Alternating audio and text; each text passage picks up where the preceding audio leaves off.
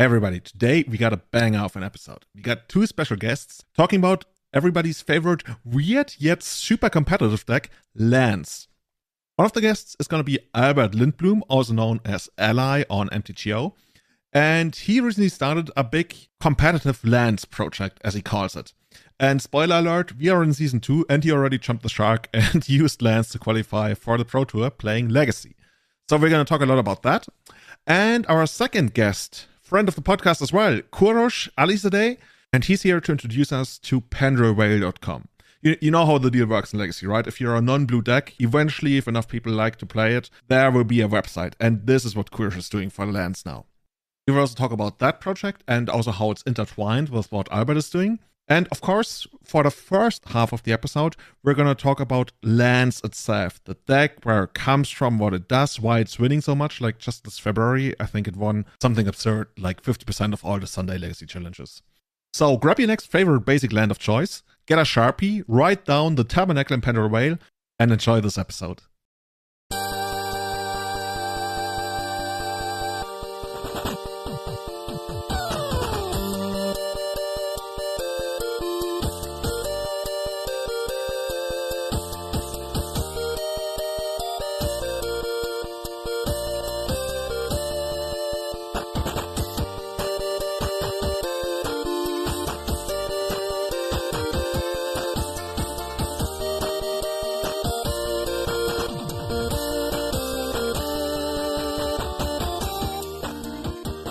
Hello and welcome everybody to Everyday Eternal number 119, your favorite, most deceptively named bi-weekly Legacy podcast. Today's show is brought to you by our brand new Patreon supporters, Hannah Elf, Tim Grant, and Christoph. Thank you so much. If you want to support the running of the show directly, you can support us on patreon.com/everydayeternal.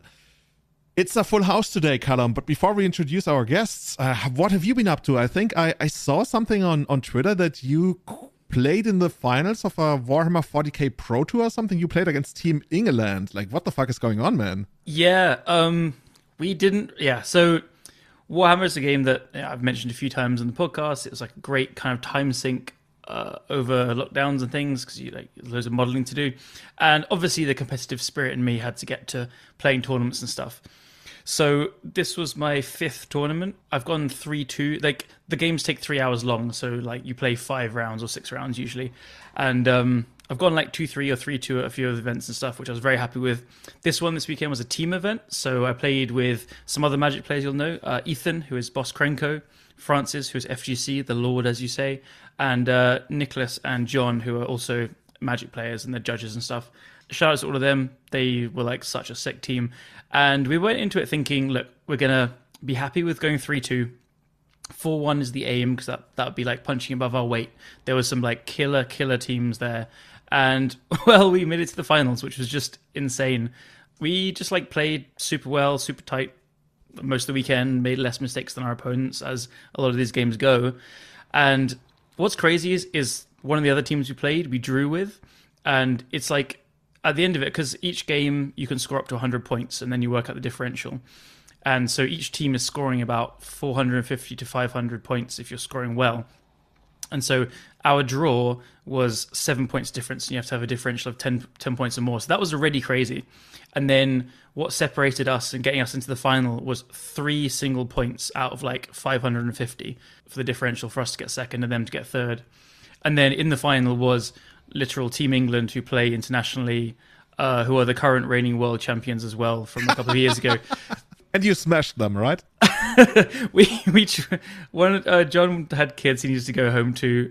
We were like all exhausted, including them. We were all like, we kind of were thinking like we're gonna get crushed, and but we did end up playing, and we did lose pretty soundly. Like 4 of them won, and Nick, he won his match against like really punched up. And Ethan Boss Krenko also was almost winning his game, like is super tight. So we were like, holy shit, we didn't get like completely smoked. So yeah, this was just like crazy. It's a game that's overwhelmingly complex. It's really like just, I'm still like, you go against armies and people where you still don't even know lots of their rules. You have to work things out on the fly. It's it's a game of open information, so you ask people what things do, but there's just so many rules. It's hard to describe, really. Is it more complex than Magic? Oh, by so much. Oh, really? Like magnitude of 10 times or something. It's like you're literally playing against a deck and you have no idea how that deck works, and that's like every single round. Yeah, well, like, so the people that have been playing for years, they will just know things more, and they learn like just play patterns and stuff, and they'll recognize changes. So there's like, I don't know, 15 different factions and armies, and each one you build lists, and they all have different loadouts and different synergies and different combos and all these different things, and you play on missions, and they change every 6 or 12 months, and like everything is just constantly changing, so you need to keep up to date with it a lot. And there's always like one or two factions that are much stronger than the rest. There's one currently which is like so much better than the rest. Sorry to interrupt you. You're literally describing like standard and Magic for the last couple of years. Yeah, it kind of is. Like this is, but like to keep, so it's very daunting for people that don't play it very much, because to keep up to date with just your own army is hard for a lot of people, because you don't just buy a few cards and add it to your deck or buy a new deck. You need to buy like boxes and boxes of models, build them, paint them. Like the rules are like constantly changing as well, and what's good into the metagame and stuff like that. So it's like you need to have a bunch of time to dedicate to it, and you need to be talking and thinking about it all the time and listening to podcasts. And as we do with Magic, honestly, there's a lot of parallels there. So it's been a little thing where about a year and a half or 2 years ago, I had a message that said, guys, sorry, I'm not going to get into Warhammer. I'm way too busy with Magic. And now here we are getting trophies. We got a nice big trophy each. The best thing is our team is called Bog Squad, like named after Bog Boys, which Ethan came up with, Boss Krenko. So yeah, we got to have the tournament organizer has to call us Bog Squad, and he's like, congrats to Team England and Bog Squad.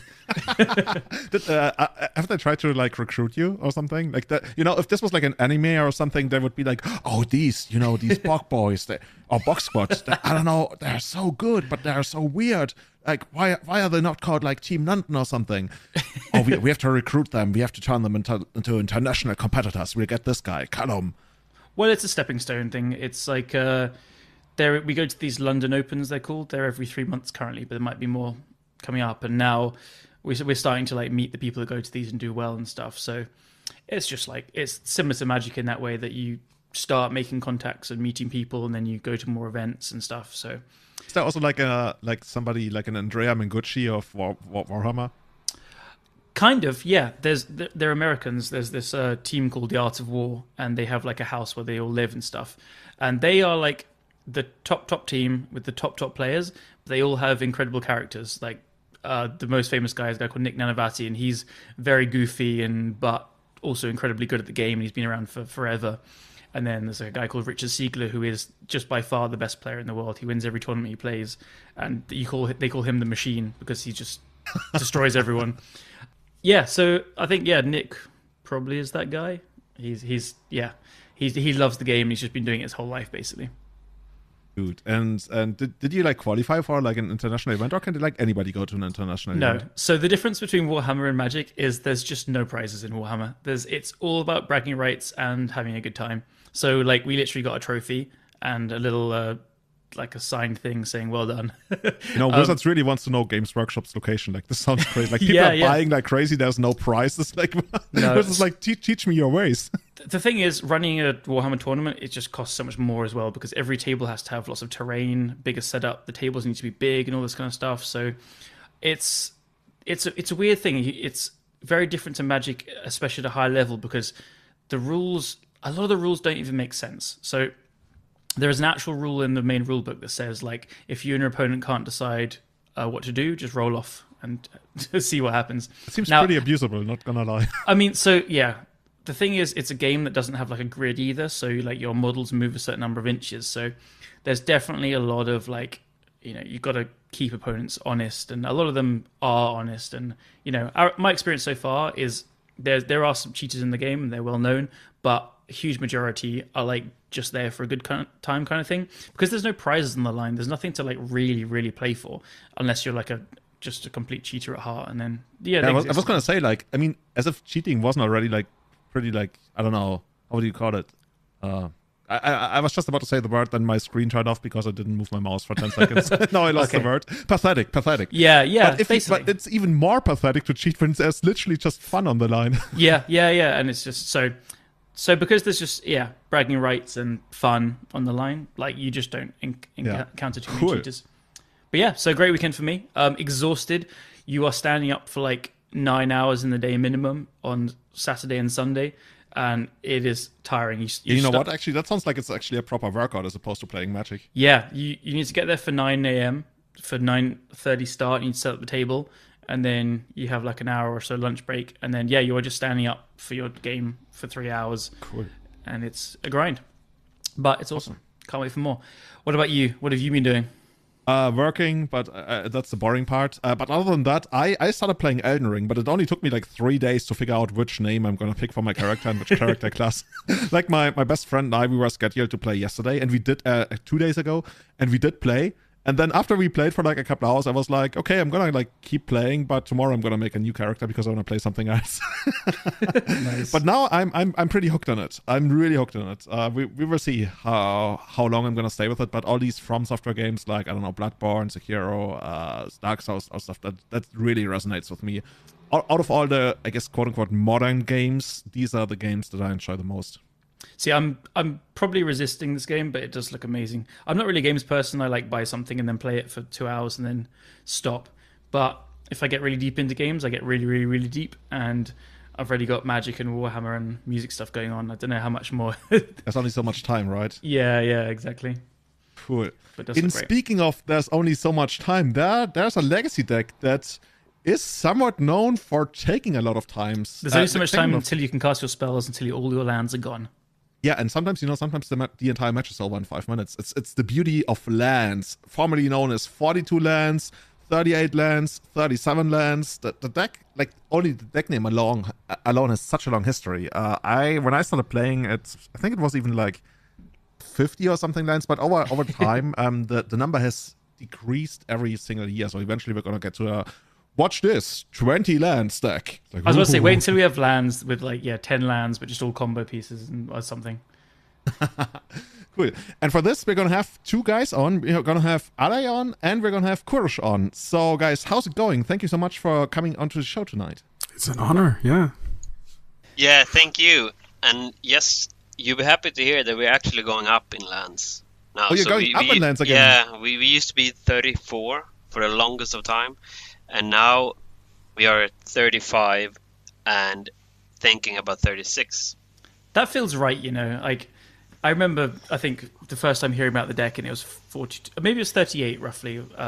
That's when I was like first hearing about it. It's like, yeah, it's so cool that it's like, probably 2/3 lands. And then as you get more and more, like, just good spells that fit in the deck, when people start to trim on Richard Ports, you're like, oh, this is sad. Yeah. Yes. I mean, trimming Richard and Port, that is really, really sad. I agree. Yeah. We're lucky Port is good now.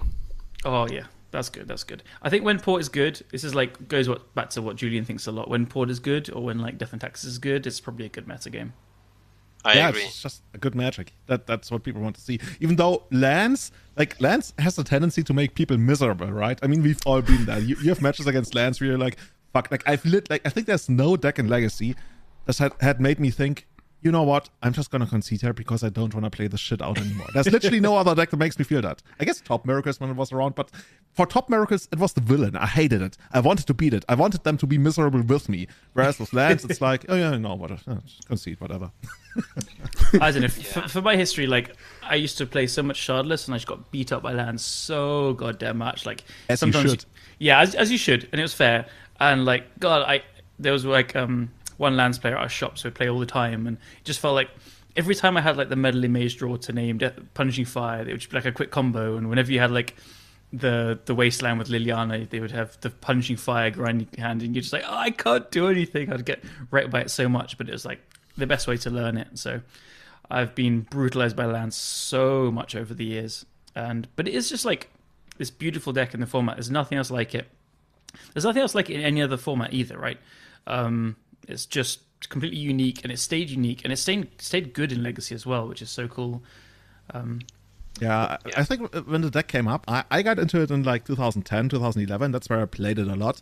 Back then, I bought a Tabernacle for 95 euros, and I was like, dude, I'm getting so ripped off because this is just like excellent minus. And I will never forget that when I bought it because the guy wanted 100, and I was like, no way, I'm paying 100 for this. This is not like pristine condition. And yeah, then I really got into Lands. And interestingly, because I wanted to beat up on all the stupid tempo decks, I just wanted to be there and like maze of it, everything. But that was a very, very, very different version of Lands than what people play today. I think with Lands, there's basically 3 stages, and I'm very, very quickly gonna cover the first 2 before we move into what Legacy Lands looks like right now. So the version I played is the one that's somewhat based on what's still going on, but people played Intuition, people played Mindslaver, Smokestack. That's the kind of thing you did because we didn't have the Dark Depth combo yet. We had no proper way to finish the game. We had to get there, either the 13 mana Mindslaver lock, or we had to do the Mishra's Factory beatdown, and that's. I remember seeing like factories or Creeping Tarpet sometimes, or Gargoyle Castle as well, or Nanticoom Monastery. Creeping Tarpet was introduced when Chase became a thing, because Chase initially didn't really like catch on, and we didn't really have to do anything about it. But when Chase became a thing, that was the thing. Like it was either Creeping Tarpet or Celestian Colonnade, but Creeping Tarpet was just like better because this way you could actually pressure Chase and attack Chase and maybe remove it. Otherwise, the card would completely wreck you. And the deck existed as this kind of like puzzle deck. It wasn't. I guess in a way it also was a prison deck, but overall it really was like a puzzle. I remember I was sitting there, I would just like goldfish it to see what I could do, how I would structure my turns, and that was a lot of fun. That was one of the most fun I've ever had playing a Legacy deck. But that's the second iteration of Lands. The first iteration of Lands is absolutely crazy. The first iteration of Lands is really just, I want to get as many lands to play as quickly as possible, and I want to just like beat you down. The deck played 4 Mishra's Factory, 3 to 4 Treetop Village, 3 Nanticoom Monastery. Literally just like, I have Mana Bond, I have Exploration, and I even have Mulch. Like Mulch we're going to talk about, I guess, later in the episode, because the card is somewhat making a comeback. For those who don't know, by the way, I think Mulch is like sorcery, 2 mana, you reveal the top 4 cards, put all the lands into your hand and the other ones into the graveyard. That's pretty busted in a Lands deck. At least it was back then. Combo with that sorcery I see at the bottom of the deck list. Yeah, I was gonna say that deck is powerful again. Just putting a bunch of creatures in play. That's the new land strategy. Yeah, because rather than like just ports and monasteries, you have these constructs, right? Yeah, and this new lands build is just Field of the Dead, make a million zombies turn 2, just the same aggro. Yeah. I guess you are just like a tokens deck, right? Yeah, I definitely often play 0 creatures. But yeah, it's just wild to think like Nanticoom Monastery is like, you need Threshold, right? And it's cost 2 mana, green and white, to make it a 4/4 first strike. I'm trying to remember all these old cards. But yeah, because there was a time, I think probably, because like when Jarvis won GP, you have to remind me which GP it was. Was it Seattle 2013? Seattle sounds. No, or 15, I believe. Sounds about right. I remember that was like, you were comboing a lot, right? You were winning with the combo. Sometimes you'd punching fire people out. Like you would just get the game state into a state where you just couldn't lose, and then you were just like, okay, I can punching fire you forever. But I guess the mirrors were quite weird. I remember playing a few then. You both have a Marit Lage staring at each other, and it was pretty common not to have a Caracas. So you're just like, okay, well, it's a race to punching fire. But yeah, I guess the mirror is especially weird when you both have the opportunity, to Thespian stage the opponent's Dark Depth. Mm-hmm. That's the best. Yeah. Playing out Dark Depths in the mirror is feels so bad. Every time you do it, like, oh, maybe now is a good point, because I don't want to waste a land drop, and then like, oh no, why did I do that? Yeah, I think it's like you guys so in painter mirrors, I cut down to 1 painter or cut all of them. It must be the same for lands mirrors, where you just like, yeah, get this card out of here. It works for both of us. Yeah. You know what my favorite part about the very early build of lands is? We're looking at the deck list right now that won the German Legacy Championships in 2008, Sasha Thompson. And literally this Lands deck has 3 Armageddon in the sideboard. Like, what the fuck? I literally can't tell you what it is for. Like, I wasn't that competitive back then. I just noticed it. There probably was some like blue-white land still decks. I don't know. Yeah, but wouldn't you play like Boil? then. Maybe you don't want to kill just islands. Yeah, but they also had like, planes and stuff like Mishra's factories and stuff. And I remember when Glacial Fortress later on became a thing to play around Choke and stuff. Oh, I guess it has other things to do. Mystic But yeah. Gate. Oh, dude. the Joe lost it special. Wait. Was it the Lands.dec that played Armageddon, or Yeah. the? That makes. Oh, okay. Yeah, that's just like the And no the wonderful flagstones. crazy land of 2008. Yeah. I guess Well, you flagstones have was loam. not printed. You just blow up Yeah. all their lands, and you're back on the table in a couple turns. Yeah, Yeah, especially if you have mana bond, right? Yeah. Yeah. Actually, that's pretty smart. I like it. Let's bring it back. Come on, guys. Bring Armageddon back.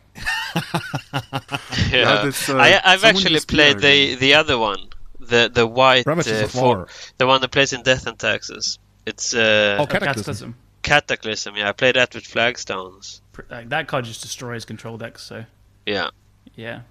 Cool. Why don't we? Have a. Oh, do you have the second era? Tell us, Julian. No, that was the That was second it. era I was talking about. Was pretty much like when I started playing. It was what people called like control lands. Like we basically intuition went from lands. beatdown lands to control lands to combo lands.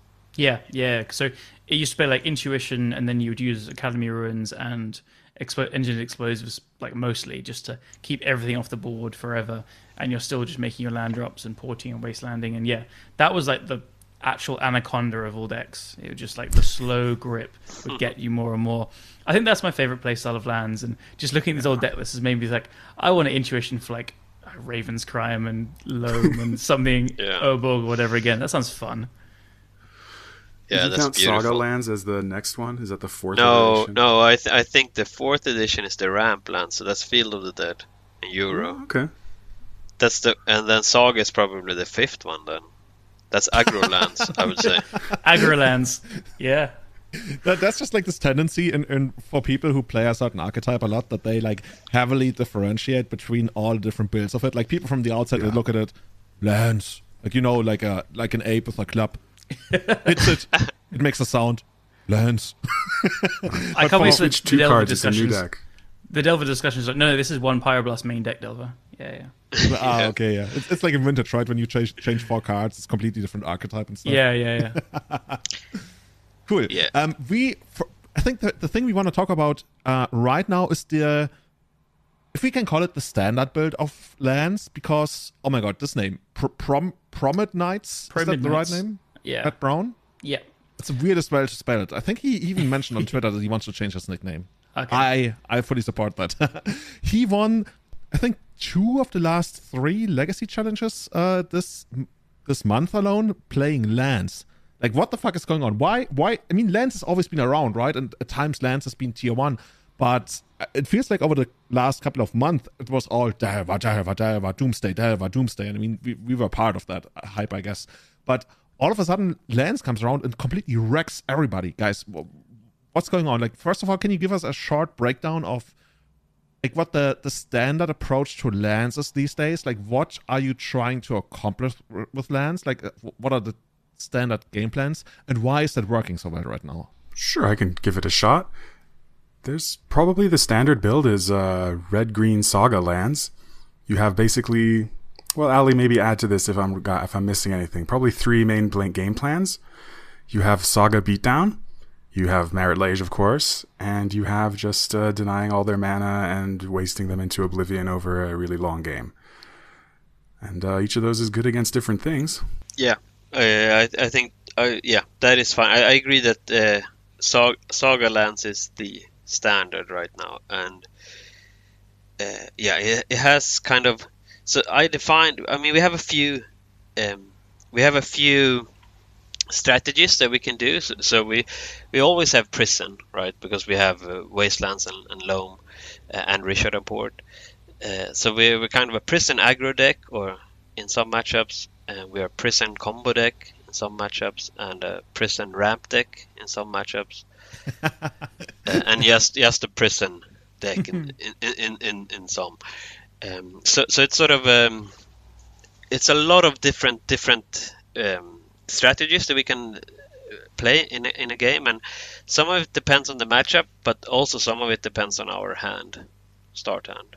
Yeah, that's what I would imagine, right? Like, from my experience playing lands, your opening hand, if it's keepable, heavily dictates the way that you're going to approach the game, because it's not like in other decks where you feel like, oh, I'm going to try to like push the game into this direction. Like if your opening hand has a quick Marut Large and you feel like it's a viable approach to the matchup, then you will probably go for it. And you will not try to push it in a different direction unless you believe that this is not like a viable approach to the matchup. Then you might just mulligan. But I think that's just like a thing for a lot of non-blue decks, especially because you don't get to like ponder and brainstorm your way into certain strategies. Yes, I agree. I mean, your starting hand dictates what you can do a lot of the time, but it kind of depends. If your start hand has Life from the Loam and Exploration, then you're kind of drawing 3 cards per turn. So then you have a lot of options, but you will have to mulligan a lot when you're playing lands because you need Exploration or Mox Diamond. I think it's so seldom that I keep anything without that. Unless I know I'm playing against control and I'm on the play, probably. But this is like my rule 0. So whenever I play lands, if a hand doesn't have Exploration or Mox Diamond, you got to have a really, really, really good reason to keep it. Yeah. I agree. So you have to mulligan quite a lot of though because you don't have that, and then you need to mulligan because you don't have green mana a lot of the time as well. So you often go to 5, but the thing is, your best 5-card hand is so much better than a bad 7-card hand. So it's so it doesn't really matter that much that you mulligan, I think. That's a really good way to put it. I like that. And I think you could probably take that advice for a lot of decks as well, right? Maybe blue decks need the card quantity more, but yeah, when you have these different game plans, like you say, you need things to line up as well. Like having a Dark Depths when you don't have access to like a Crop Rotation or a Thespian Stage, it's pretty dead cards. As you say, it might be bad in the matchup as well if you're playing against a blue-eye control deck. Like you don't want to be just sacrificing 2 of your lands to gain 20 life very often. Every card in your deck is like recursive value, So you can have 5 cards and those same 5, you can play them over and over.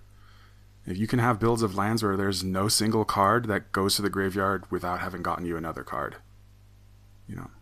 That sounds like something that blue mages want to do. Like value all over the place. But yeah, it's funny that you mentioned how that approach to mulligan things worked, because that has been my impression when I played elves against lands, like the modern lands. People sometimes ask me like, what is the matchup like? And I always tell them, when they don't have Mox Diamond or Exploration, I feel like I'm in a really good spot. But when they do have it, I'm in a really bad spot. And the way to sum up the matchup is usually like their best draw almost always will completely destroy your best draw. Like I can have a turn 2 kill with elves in hand. The best draw of lands will beat that. And that's why the matchup is so scary.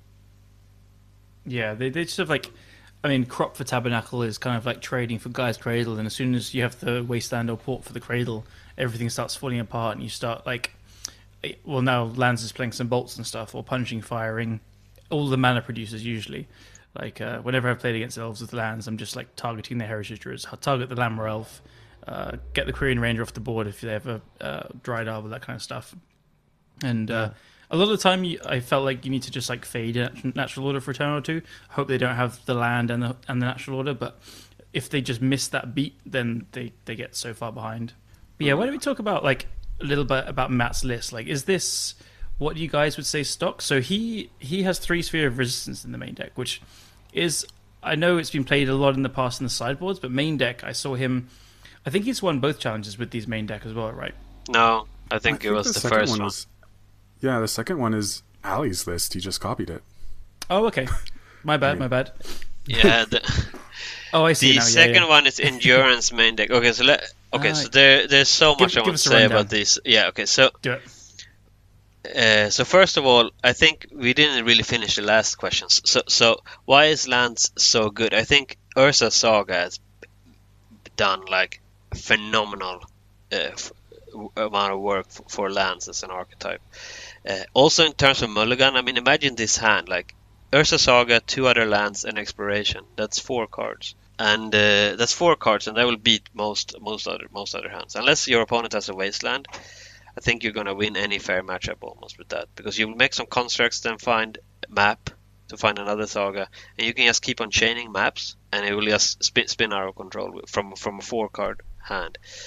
So that's pretty impressive. And then against all the combo decks, it finds, like, someone found this Tron Foundry, like a 1-mana artifact that it's like Endurance, on an artifact. And I didn't know that card existed, but that now Urza Saga is like a 2-turn clock against Doomsday, which has been a really hard matchup before.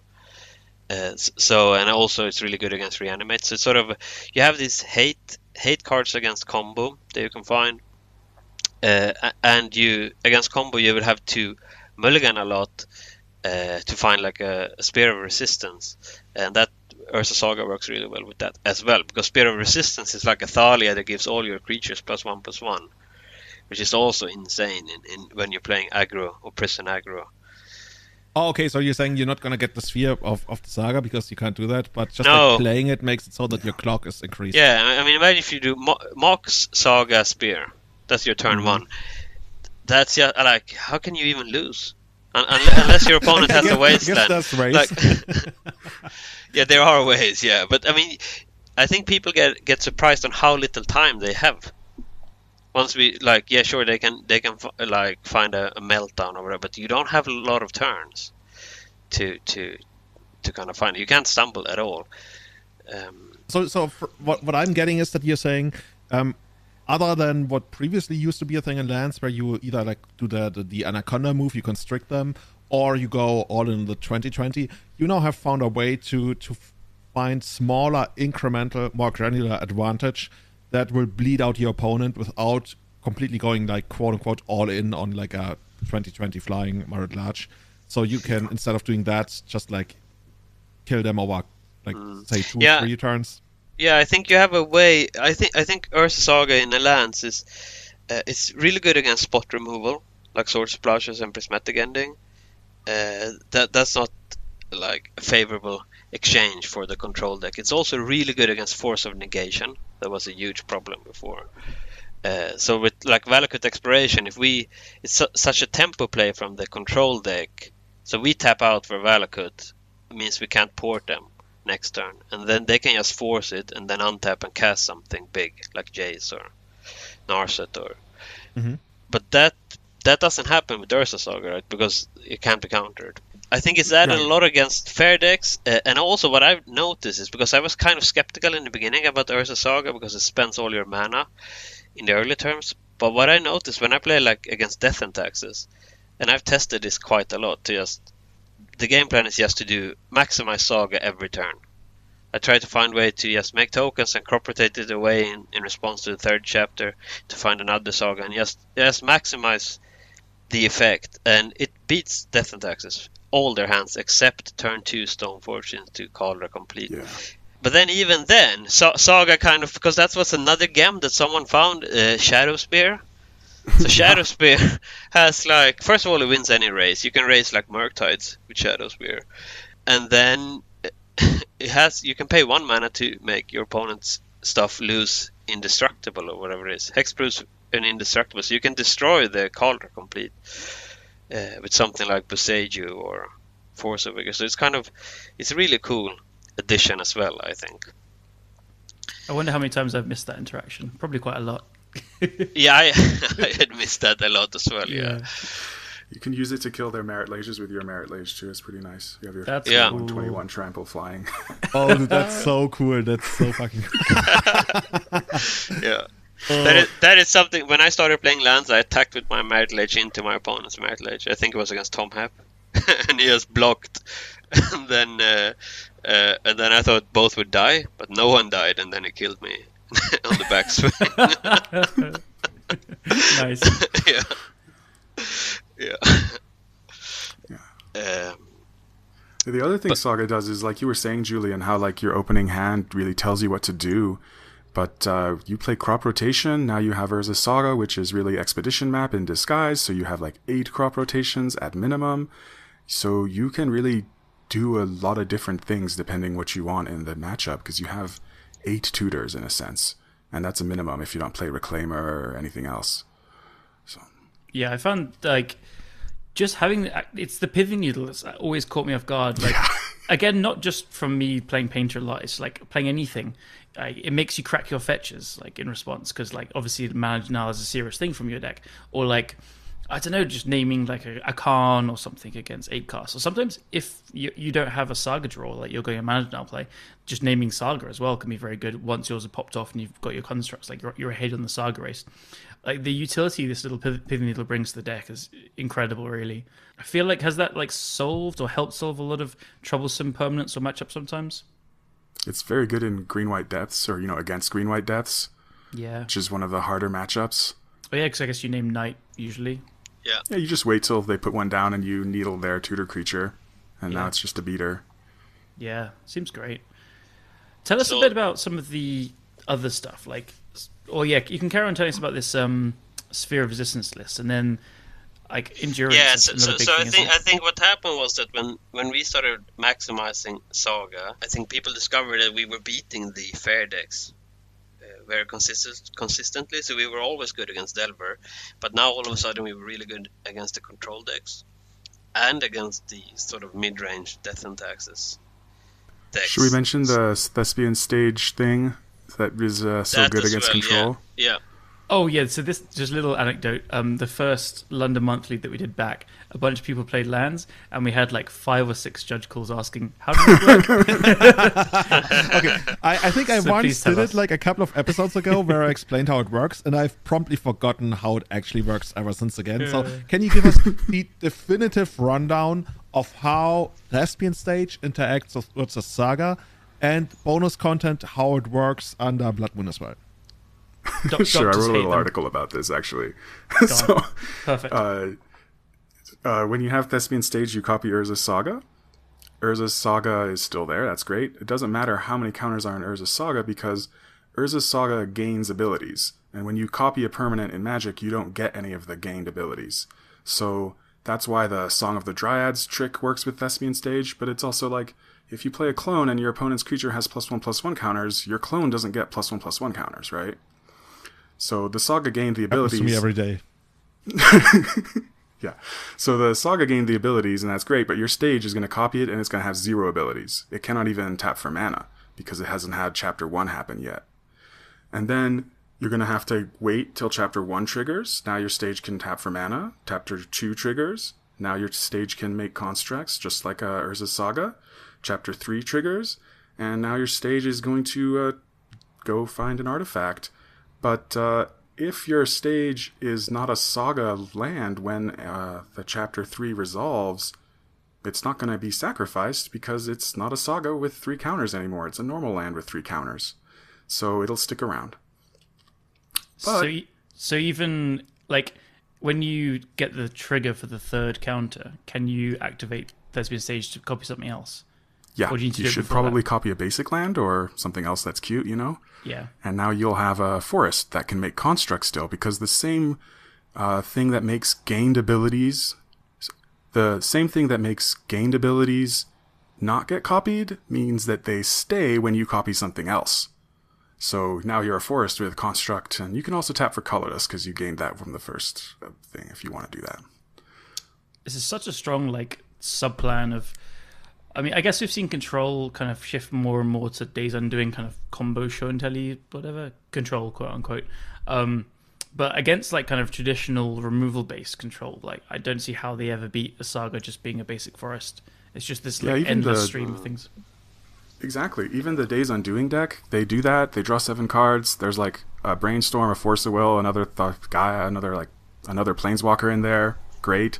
Just keep making constructs, and they all have it as a 3/2 and a Narset. Doesn't really matter. Yeah, fair. I've definitely beat them Days Undoing me a couple times. Yeah, actually, that makes sense. I was just like, yeah, it's almost like game over, but no, it's really not, is it? Like, you've got your hand, it's on the board already.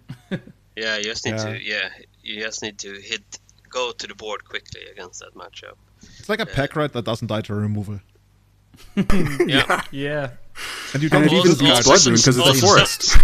Something I noticed when I play against this Euro trade binder, because I think right now the control decks are half of them are Euro trade binders and the other half are this Hull Breacher thing. But against the Euro decks, what I discovered was that if you try to answer their threats, then they can't kill you in time online.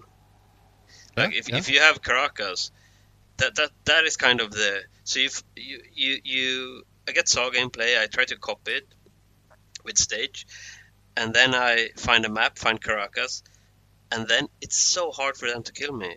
It's sort of, I make some constructs. They have dress down. They ponder for a dress down, spend all their time. They cast Sylvan Library, which means they lose like 7 minutes on the clock in game 1 from one card, which is just losing. Like, I'm playing for the clock. I don't care about them drawing 2-3 extra cards. It doesn't matter at all. Yeah, it's a very common thing. I noticed that too, especially when they were still only playing barn colors, when they didn't splash like extra stuff. Or sometimes people they also notice that they need that extra aggression in paper, so they would sometimes play like Field of the Dead and that kind of deck, but that usually doesn't work very well against lands, I guess. No. And for me, what happened to me when I was playing what's it called, Chess Guy Sagaban, I would just literally answer all their shit and Caracas their Uro all the time, and they would eventually deck. Like, sometimes they would even get off an endurance to reshuffle their graveyard, and it still wasn't enough because their deck was literally all draw, removal, counter, and then a bunch of things that I could answer, and from there they literally just decked out. And for me, one of the most fulfilling things was when I told that to Andrea, right, to Andrea Mengucci, and he told me, "Oh, Julian, you were right. Like, I literally went to my tournament and I won 2 game 1s just by decking them that way." Yeah. I think the only scary card is Life sure from the Loam. Yeah, Life from and Shark Typhoon, if they still play that. Yes, but Boseiju helps that one a lot. Yeah, I agree. Okay, so apparently, like, the vibe that I'm getting right now is that Lands is really good. I guess that's what we made this episode for. Yeah, so I mean, Lands is extremely good against fair decks. The only fair deck that's hard to beat, I think, is the Blue Zenith deck, which isn't really played anymore. But that one is hard for red-green lands because of Primeval Titan is a real clock. Yeah. Against us, and the Ramanap is so good against. And then I think, that is really good against lands. Oh yeah, you can't really punish it. You gotta Punishing Fire twice, right, to make it go away. Yeah. And they also often have Leovold. So Punishing Fire it twice. It's so bad. Yeah. And then the second one gets countered, and you're like, oh shit. Yeah. Yeah, that deck doesn't really see a lot of play anymore. That's true. No, luckily. Yeah. But tell us about, like, I guess combo, right? Like, Doomsday players tell us they eat lands for breakfast. Is that so? Well, so that's kind of the things, right? So we don't need more cards for fair matchups, so we can cut all the Sylvan Libraries and Valakut Exploration, and that means we can fit anti-combo cards in the main deck, which we haven't really been able to do before. So that's why dirty. people Why would you ever do that? For Doomsday people. So that's why people play Spear of Resistance, right? Or Endurance. I guess Endurance and Spear of Resistance it's an anti-combo card, kind of good against different decks. And then I also think if you want to beat Doomsday as lands, you just need to play Ipnu Rivulet. Oh, that's the blue one that mills them for 4, right? Yeah. Yeah. So if you have that and Flusterstorms in the sideboard and Thrawn Foundry, I think the matchup is kind of fine then. But yeah, it's not especially the tempo Doomsday build is actually pretty solid, I think, because the Delver plan is bad, and you can just race to Merit Lage, and they don't have a ton of protection in their deck, so they can't turbo as fast. Yeah, I remember I played against that deck with my good friend Martin Nielsen, Neville Shoot, I don't know how to pronounce this. I like how literally he's your friend and you literally don't know. He was on our podcast. I think it's Neville Shoot. Yeah, Neville Shoot. Yeah, he played on that. I think it was last week, and I asked him about it and I said I don't understand the creatures. And he said something like, when Lands.dec put so much effort beating us, we have to think outside the box. And then he complained about Ipnu Rivulet. The stupid little uncommon. Yeah.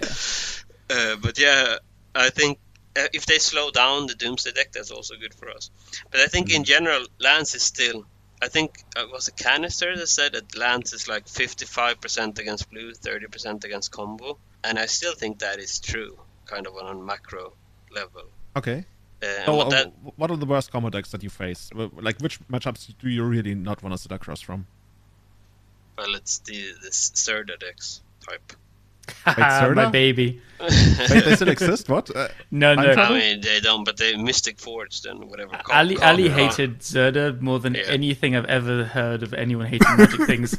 Yeah. No, well, I hated Arkham's Astrolabe more than anything. Oh, okay, But I like how everybody has something, right? For me, it's Sensor's Divining Top, then you got Astrolabe. Callum, which card do you hate the most? I Counterbalance probably. Oh, I really hate Counterbalance. I liked Miracles and I love Top. I really love the Top because Pain can make fit as well. But join me. Tell me that Counterbalance and Top were like the worst thing ever in Magic. I used to like Counterbalance. I started playing Legacy right after Top got banned, though.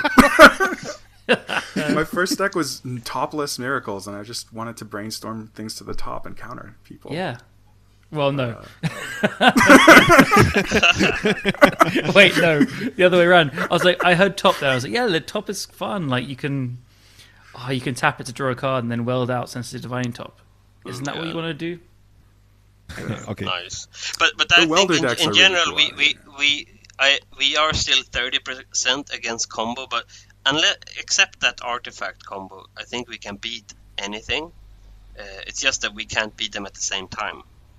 Yeah. Or with the same sideboard. 30% is a little low. I mean, I think Canister is being a little mean there. I think Reanimator, for example, I don't really feel unfavored against them. Doomsday, probably 30%, sure.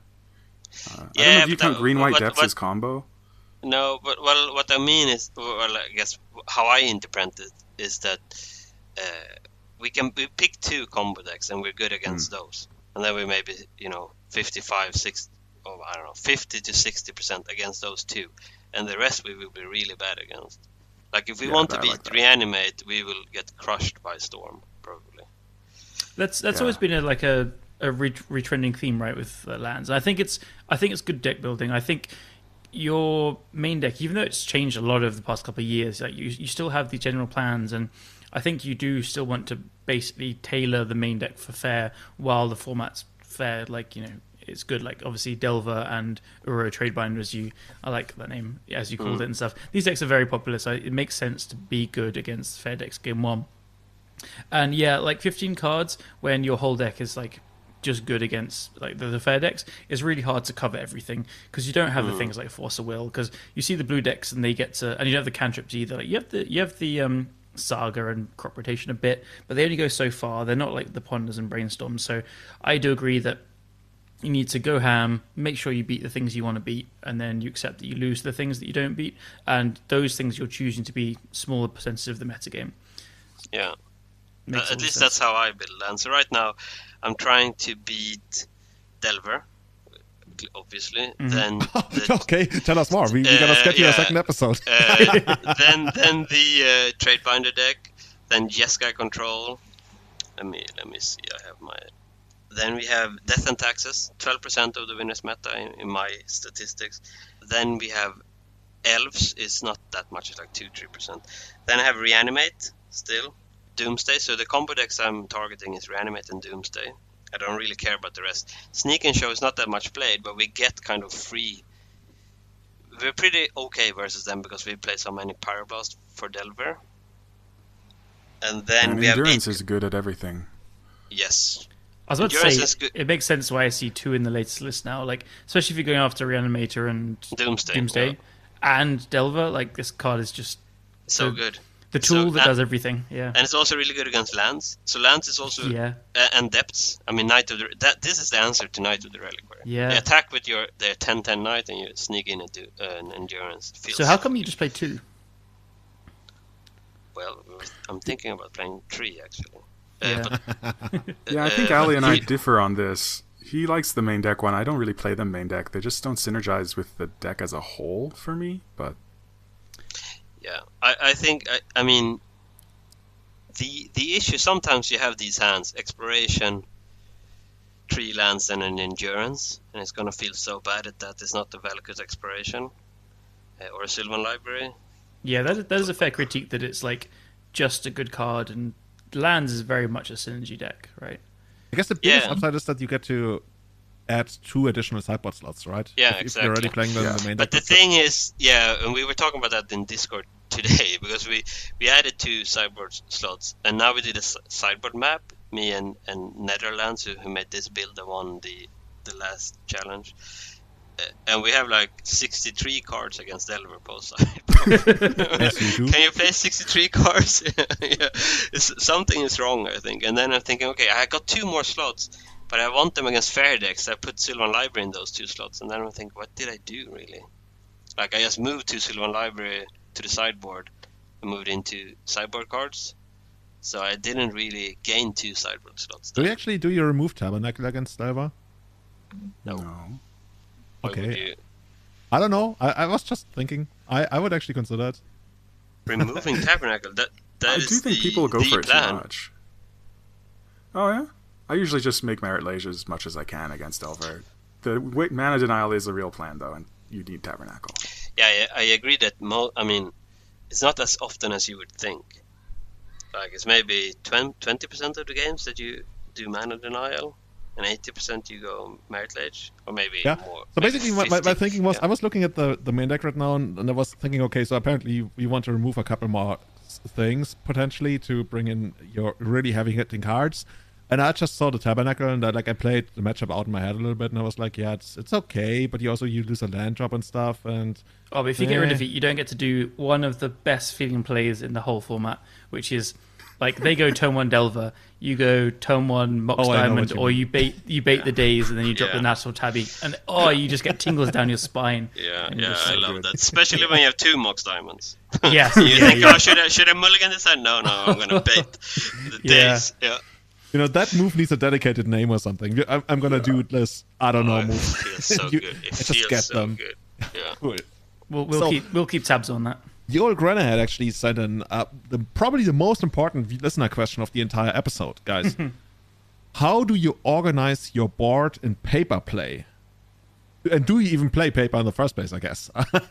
That's a question, actually, because I see you all the time on Magic Online, right? But I don't know if you actually play in paper. I do play in paper, yeah. But very seldom. I mean, I have 2 kids, and I can't really play that often. So I usually play the Danish Legacy Masters, but I think the last one was 2 years ago or something. I've been to Germany and played once again, also, actually, northern Germany. But, I mean, it's a long time ago since I played in paper. I think it was 2000. Okay. And so how do you organize your board state when you do play in paper? For me, the important thing is to have a lot of space for my graveyard. Because I want to be able to see all the cards in my graveyard. So I usually have like a whole line for that to the right. And then I do think I have my permanents before my lands, which I guess many people don't. Yeah, that's what we're fishing for. I think Yo was trying to find out who plays lands in front. Yeah. I think I might mix them a little bit. Oh my So god. if my lands are That's the spells, worst, actually. chaotic neutral. Oh my god. Yeah, what kind of monster are you? I haven't, as I said, I haven't played like since War of the You know what it Sparks. sounds? It literally sounds like you just like throw down the cards on the table and they stick Yeah. wherever they land. It's like whatever, Yeah. dude. Chaos Orb, yeah. I actually kind of do that myself. I mean, there's Guys, not that seriously, many what's wrong with permanents you? that matter. Like, Mox Diamond might as well be a land. Exploration Yeah, is just going to sit in the corner. What Yeah. else are you going to do? They're all lands. Play them wherever. I mean, I probably would have Ursa Saga in front, right? Because that's a Oh, yeah. spell. And Some people Port. put like Tabernacle and Maze up front because they're like, these don't tap and they have effects you want to remember. Oh, okay, yeah, that makes sense. I don't do that, but I want to see you guys play vintage dredge. That's always the ultimate test. Yeah, I think the important thing is the graveyard. You need to have know what's in your graveyard all the time. Do you guys know what Philip Schöniger used to do when he still played? No. He had that thing. He played Top Miracles, and he also put like a lot of emphasis on the graveyard and like using Snapcaster for value. And what he did is he literally his graveyard was like an extra line underneath his lands. So he didn't like put them on the side and then just like go around. He literally started this graveyard on the bottom left, like underneath his lands, and then it went to the bottom right. I Yeah, really I've dislike seen that. people Dredge do that. graveyard. So it's like his hand. His graveyard is his hand. It's kind of like his hand, but it's laid down. Yeah, pretty much. Mm. That was and confusing. then someone thoughts him and he puts his hand down and doesn't take the cards up again, and then it gets really confusing. Yeah, or you take all of them and use it there for like 24 Yeah. cards. Yeah, I played a draw spell. I have trees, trust me. Cool. Okay, so we established that you guys literally just like throw down your cards and they stick whenever, and then you move Maze of it to the front. I see. That's how you do it. No, I It's keep not Maze convenient, back right? here to confuse them. Yeah. Oh my god, that's the next. Do you have like a Dryad Arbor upside down, like underneath things, just hiding? No, well, I think the important thing is to hide Boyuka Bog, right? That has to be hidden. Yeah. So the ink, because this happened to me when I played in paper, was I had Boyuka Bog in my hand, and I had Tireless Tracker in play, and 1 clue and 3 mana. And my opponent Oh my starts god, there's 2 doing tokens this. as well. Oh, I'm checking Yeah. out, sorry. So, and then my opponent goes with this complicated line. I think they can kill me with like just, chaining Infernal Tutors, but instead they choose Path in Flames. And then when they also cast their Path in Flames, I crack a clue, and I have Boyuka Bog in hand, but I crack my clue, I flip my top card, it's a crop rotation, and I, do like a silence for half a second, and then he concedes. And I'm like, No, always make your opponent show you the card. Always my do God. it. Oh my god. I thought, you know what? I thought you were gonna go with this. Like, I thought you were gonna say like, and then I just literally drop it from my hand into play as if it came from my library. And I like, what didn't the do fuck that, is yeah. this a cheating podcast? and then no, I didn't do that. I didn't cheat. Yeah, but Okay, but just wanted to make that clear. But something seriously. something that I do online, because online you can't cheat, right? So something that I thought I like, he's do. not gonna say this is cheating online, and then that's exactly where you go. But If you play, We're if you losing play, it. if I'm playing against like a blue-white deck, and I have the Thespian Stage and Dark Depths in play, I will activate. End of their turn, I can activate Dark Depths to pay 3 mana to remove 1 counter. But then I tap in a way, so I tap my stage the last, and sometimes they concede if they don't have Source of Plowshare. Oh, I see. That's cool. and that has happened. Like I'm swear to God, it's like 30% of the time they concede. It's Oh my god. yeah. It's I wouldn't call it cheating, right? No, definitely not. it's not cheating. That's I clever. mean, It's- I guess in paper, if you do it, actually in paper, if you do it when you know that you don't actually have the mana to do it or something, then it's, yeah, I guess that's pretty much cheating. But But they're different No, No, you have the mana. You You can oh, just you say, have like- the mana. Okay. Yeah. you activate instead of copying it. You activate. You pay 3 to remove 1 counter. But then you can choose to tap your lands, so that stage is the last one you tap, because then it looks like it might Okay, look okay, like I you're see. copying it. Yeah. It's In like paper, you just the announce reanimated players. They cast Thoughtseize, and then they wait for you to drop your hand, and then they say, "No, I target myself." It's kind of the same I see. cheesy thing that some people do. But I guess in paper the difference is like you're either activating Thespian Stage or you're activating Dark Depths. It's, yes, so there you have to communicate. Yeah. I Yeah, in guess. paper you have to be clear about your actions. And if Yeah. you, like that's the thing about paper, right? If you do anything, even if it's legal, with the intention of confusing your opponent or misleading your opponent about the game state, that's already like most of the time just cheating. Depending, probably most of the time. Yes, probably. Okay. By the way, since we established all of this, you guys also play the forest that looks like a plains, right? I actually cut the art out of a forest and put it on a plains. No, I don't know what to dude, tell you guys. I play Ice Age Forest, basic forest from Ice Age. That's the best Kourosh, one. Actually, Alli and I Which- have the which same forest? forest we like. Oh really? It's Pat Morrissey's from Ice Yeah. Age. Absolutely gorgeous. Callum's like, I would play like a Mirrodin or 8th edition No, white board. I'm a Mirage Lands guy, but the forests are not great for Mirage. Yeah, I love Mirage Islands and Plains. I used to Yeah, play those in me too. Miracles, but the forest didn't do it for me. Absolutely. Cool. So, moving on, are there any special strategies or tactics, like new variants of lands floating around? I think you guys already, like, we talked a little bit about Mulch or some other ways of playing lands. Is there anything that's, like, surfacing right now that hasn't, like, properly established itself in the scene yet, but that might become a thing? Just tell me there's something, otherwise this question is gonna be stupid. Yeah, probably the new one that's kind of hot is that 8 Mulch deck. It's just lands, but it's way all in on like Mana Bond and Exploration. So your goal is just to play Mana Bond and get to Field of the Dead as fast as you can. So you play 4 Field of the Dead. You don't have Stage or Dark Depths. That's not your plan at all. You're just ramping to Field very aggressively. So you have Mulch and Winding Way, which is basically just Mulch again, to just draw a lot of lands and dump them in play. The deck got 23rd, I think, on yesterday's challenge, and there's some videos up on the site and stuff. That's cool. Do they play like 4 Mana Bond as well? Yeah, I think so. 4 Mana Bond, 4 Exploration. They even play this like 1 mana green and like sorcery that searches for an enchantment in the top 5 cards of your deck, just as an extra version. That's cool. Yeah, this is almost like the very first Lands.dec we're talking about. Yeah, earlier, right? it's full circle. I think. Yeah, it's completely full circle. That's crazy. Very cool. Yeah. It's just Field of the Dead is better than Mishra's Factory. A little bit. 14 zombies on turn 1. you can't get those beautiful like 4 seasons zombies. Can you imagine going with this deck and like traveling back in that time? Like, this is what Lands in the future looks like, and you play against it, and you see these like mopey bug decks playing. I guess actually they're all playing 4 Pernicious Deeds, so maybe it's actually better. Oh, yeah. But still, there's no Wraths in Legacy anymore, but there used to be quite a few. So the Wraths. I guess there's a new one. We'll probably talk more about it in the next episode. But there's this Grixis thing that kills everything at like mana cost 1 or 0. That's supposed to be also good against like anything that comes out of an Urza Saga. Mm-hmm. Yeah, that deck I'm not looking forward to playing against. That looks a little scary. I'm just excited that it's around. Demolished by that card so much. By the way, can we mention the name? Because I actually don't remember it. Hidetsugu Consumes All. Yeah.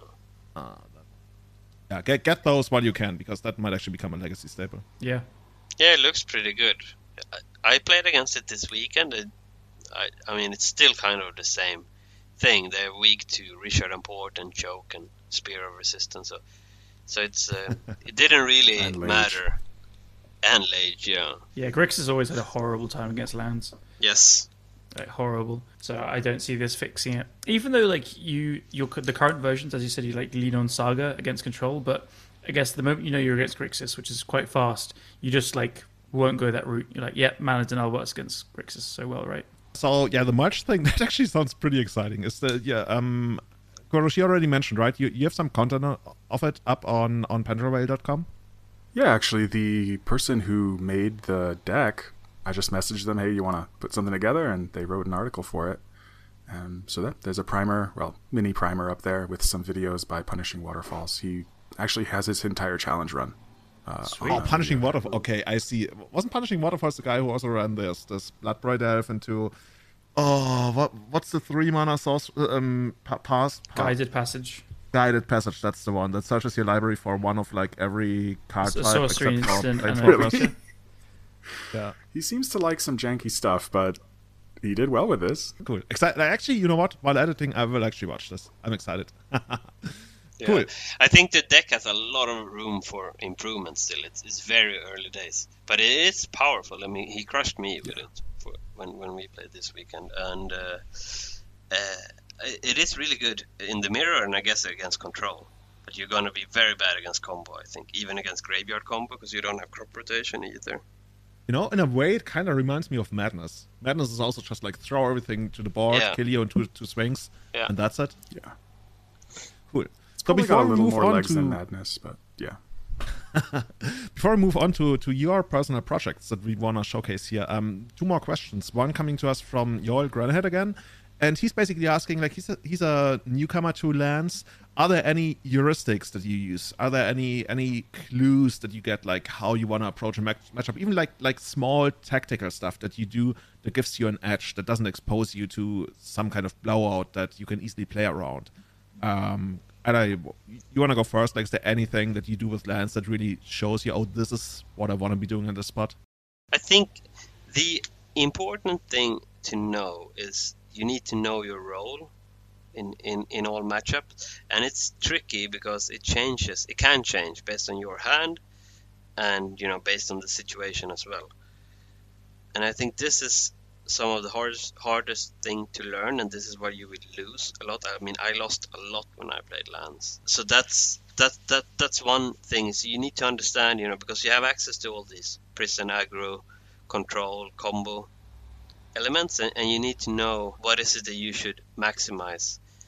and there are some tension in the deck. Like if you have Richard and Port and Urza Saga, what is it that you should do? Like how should you sequence them, and how should you use your mana early? Should you focus on mana denial or on creating constructs? I think that's kind of the basics that you need to get right. I think you need to play it quite a lot before you start winning. And then I think the other thing is that you have to accept that you can't beat all combo decks at the same time. So like don't if you play against Storm and they crush you, don't tilt. I mean I know it's might be easier said than done, and I also tilt from time to time, but it's kind of, you can't beat everything. It's just something you have to accept, I think, when you play this. To add something from my side, because I think that's also quite universal when it comes to, well, I want to say legacy, but it's probably even for the greater thing that is Magic, or even beyond Magic, because this is a concept that I actually learned from other games, that I learned from real-time strategy games like Warcraft and Starcraft. You have to, like you mentioned, right? You have to understand your role, and your role might shift. You have to understand the strategy that you are pursuing. And the weird thing is, for a lot of people, and why a lot of people, I think, fail in their ambition to be really competitive, is that they don't have the guts to pick a strategy and say, okay, I think this is my role right now, and I will play accordingly. I think a lot of people are scared of picking the wrong strategy. But the problem is, if you never pick a strategy, if you never set down a path in your head, how you will get to winning this game, then you have nothing to evaluate against. Then you will never understand, oh, this is a bad strategy because this and this and this keeps happening in my games. So maybe I should change the strategy. You have to do things wrong on a strategic level in order to get better at this. Like, you can always play a tactical game and react and try to like maximize stuff on the board. But you have to just, like, in German we call it jumping into the cold water. You have to do that, and maybe you're gonna be wrong, but over time this is what's gonna make you really, really, really fucking good. Like, not only good, like really fucking master good, that people look up to you and they will watch you play and say, I have no idea how they do it, but they keep winning. And that's where you get. But you have to fucking jump into the cold water and do that. And if you're not willing to do that, then you either start doing that, or you have to admit that you might not be as competitive as you want to be, and that's okay. Like, I guess that goes back to another episode where we talked about how to deal with not playing the best decks and stuff. Like, if you don't want to do that, and that's very okay, just be aware what it takes to get better, and just do it. Yeah. The other advice I would give to someone starting out is don't overestimate Life from the Loam. This is something I did in the beginning, because you have this dream, like when you're new, you have these some hands where you had like Exploration, Wasteland, Life from the Loam, Tabernacle against Delver, and you just crush them, and it feels so good. And then your next hand is like the same without an Exploration and Life from the Loam, and you think you're gonna crush them again, and they just run you over. And you maybe don't understand why that happens. Is because their threats cost 1 mana, so it doesn't matter if you wasteland them. I mean, unless you have Exploration, you're actually not getting ahead. So that is something that I did wrong initially. I just thought that any hand with Life from the Loam or gamble for Life from the Loam was kind of a keep. But that's crazy to think, right? That we used to play gamble in Lands. Yeah. Kourosh, you were also going to say something, right? Yeah. I don't know. I have a few different ones we could mention. So one of them you already mentioned, which is you got to make sure your hand has acceleration. I think Alli mentioned, like, look for a diamond and an Exploration, right? The other one is I always try to think, how fast can my hand make Merit Lage? Some hands just can't. That's okay. But we have Urza Saga, and we have Expedition Map. We have Crop Rotation. Virtually every hand I open will have a combo piece and a tutor. So almost every hand can make Merit Lage. So I just think, how fast? And it's very often turn 3 and sometimes turn 4, sometimes turn 2 if you're very lucky. So I just think about that because there's a lot of matchups where that matters, and just having that in the back of your head is a good way to be practiced at that. That sounds really smart, right? Because that's also going to give you some baseline to evaluate all your other options against. You can always go, okay, I have this option to make my red large, and this is going to be so and so good, depending on like what my opponent does. And I have these alternatives, and then you have this baseline, right? And you try to understand, is this better than what I know I can do with this very specific strategy, or is it worse? Whereas if you don't have that mental awareness, right, of what it takes and how quickly you could make merit large, then you're kind of like floating around, thinking, oh, this would be nice, or maybe this, I don't know. So yeah, that's actually like a really smart thing. I didn't even think about that, but yeah, that sounds really cool. And yeah, and something that I do when I try to, sorry, maybe I'm drifting now, but when I try to discover my role, what it should be in a situation, I used to stop up and think, how do I win this game? Right. And I mean, that's like, if when I have my start hand, that's the first thing I think. Okay, so this hand, how does it win? What should need to happen for me to win? And is it like that this will happen? But also when things gets complicated, like when you play against the mirror, for example, it gets complicated, or against death and taxes can get very complicated. Then I also stop up and think, okay, wait, how do I win? And also if I'm losing, this is another thing. So if I'm losing, if I feel that, okay, now I'm actually losing, because, maybe my land's opponent has Exploration and Loam and Wasteland, so they're going to get all my lands eventually. Then, again, I stop up, can I win now? Can I win this turn by crop rotating for...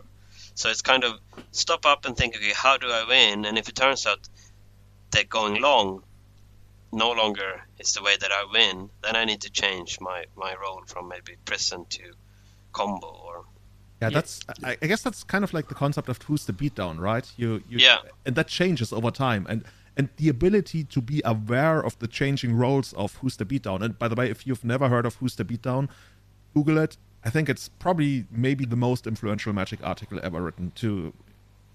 That's such a basic strategy fundamental that if you actually never heard about it, look it up, because it's super important. And the beauty of lands is once you decide to go beat down, you kill them in one turn because your attacker is a 20/20. Yeah. You just have to get over the fear of looking like an idiot when they have the swords to plowshares, right? Sometimes that's your only line. Yeah. It's totally true. Like, that's part of what is like a level up, especially after a plateauing player, I think, when you are able to recognize, right, this line has a 5% chance of winning at best. It's that low, but that things are getting worse. Because I think this comes from experience, honestly. Like, it's a really hard judgment call to make, like thinking, right, this is not going to work. Yeah, they are so likely to have the swords or the answer or whatever. But you just know it gets worse because you've been in that spot before. So you take the gamble. And you'll be surprised. It works sometimes. You do these things, and yeah, they just don't have what you expected. And it also comes from playing a lot of different decks. I've found when you recognize different play patterns, and you see like a little bit of weakness here and there, and you just like go for it. I can't really even explain a situation when it comes up, but lands especially. Like sometimes I'm playing against a lands player, and I'll have like pondered, brainstormed, done all these things, and I'm just like mad rushing for the source of plowshares. It just doesn't come. It's not there. And then they go for it. I'm like, yeah, fair play. They probably realize that every single turn you give the blue player more chances to use their mana, cast cantrips, and find more answers. And you just need to cut that off and make them have it on the spot. Yeah, I think there's a really good Lands and Miracles player, Thomas Mechin. Oh yeah, from France. Yeah. Yeah, he and I talked to him about the Oko Miracles matchup before when that was legal, because he played that deck as well. And he said when he played Miracles, he won against Lands, and when he played Lands, he won against Miracles. And I guess, and actually what was interesting, he told me that he went aggressively for Merit Lage, which I never do when I play against a white deck. I mean, I tap 3 mana to try to cheat, not cheat, but trick them. Okay. Yeah, but he just said, like you said, he kill them turn 2 before they find the source of plowshares. That is not something I'm doing, because I've lost to that so many times. but I guess he's been on the other side and lost to it as well. So I guess that's kind of understanding that people either subscribe to like a dedicated Patreon for, or they go to like your YouTube channel or pendrevale.com. to get that kind of extra info to really understand things not only on a tactical but also on a strategical level, which is most commonly the thing that really sets apart the good from the very good players, I would say. Cool. So one last question before we move into your respective projects, since this question always comes up. It actually didn't come up in our Discord, but everywhere I go, people always ask this question. Assuming you're playing at tournaments where proxies are not legal, is Tabernacle mandatory for playing Lands? Yes. I mean, that's a short answer. It's in the name of the website, right? But you can have fun without it. Saga actually helps a lot now that you know there's not as many games that I need Tabernacle now that I have Saga to gum up the board instead. So I think it's reasonable without, but don't go to a tournament where you're trying to win money and do that. I mean, the douchebag answer to this is there's an admin in the Lands Discord called Dice from Australia. He told me a story once that he had his foiled out Lands deck and he was playing locally, and his opponent didn't dare to cut his deck, so he called a judge to have the judge cut the deck for him because he didn't dare to touch it to destroy the cards. And there's some part of that in Lands. You know, there are especially paper Lands, right? We are a special type of persons that have invested so much in these cards, and we want to also think that you know we are the smartest guys that spent all this money but it's, I think the competitive answer is probably that if you don't have Tabernacle, you can just play Depths. It's probably better. Oh, you're saying like just go for straight up like green-white depths? Yeah, green-white depths, yeah. That is probably much better than playing Lands without Tabernacle. Oh, that's actually smart. I like that. Extra value, hashtag, hey, cool. Yeah. Does the Mulch version play Tabernacle? The what? The Mulch and Winding Way version play it.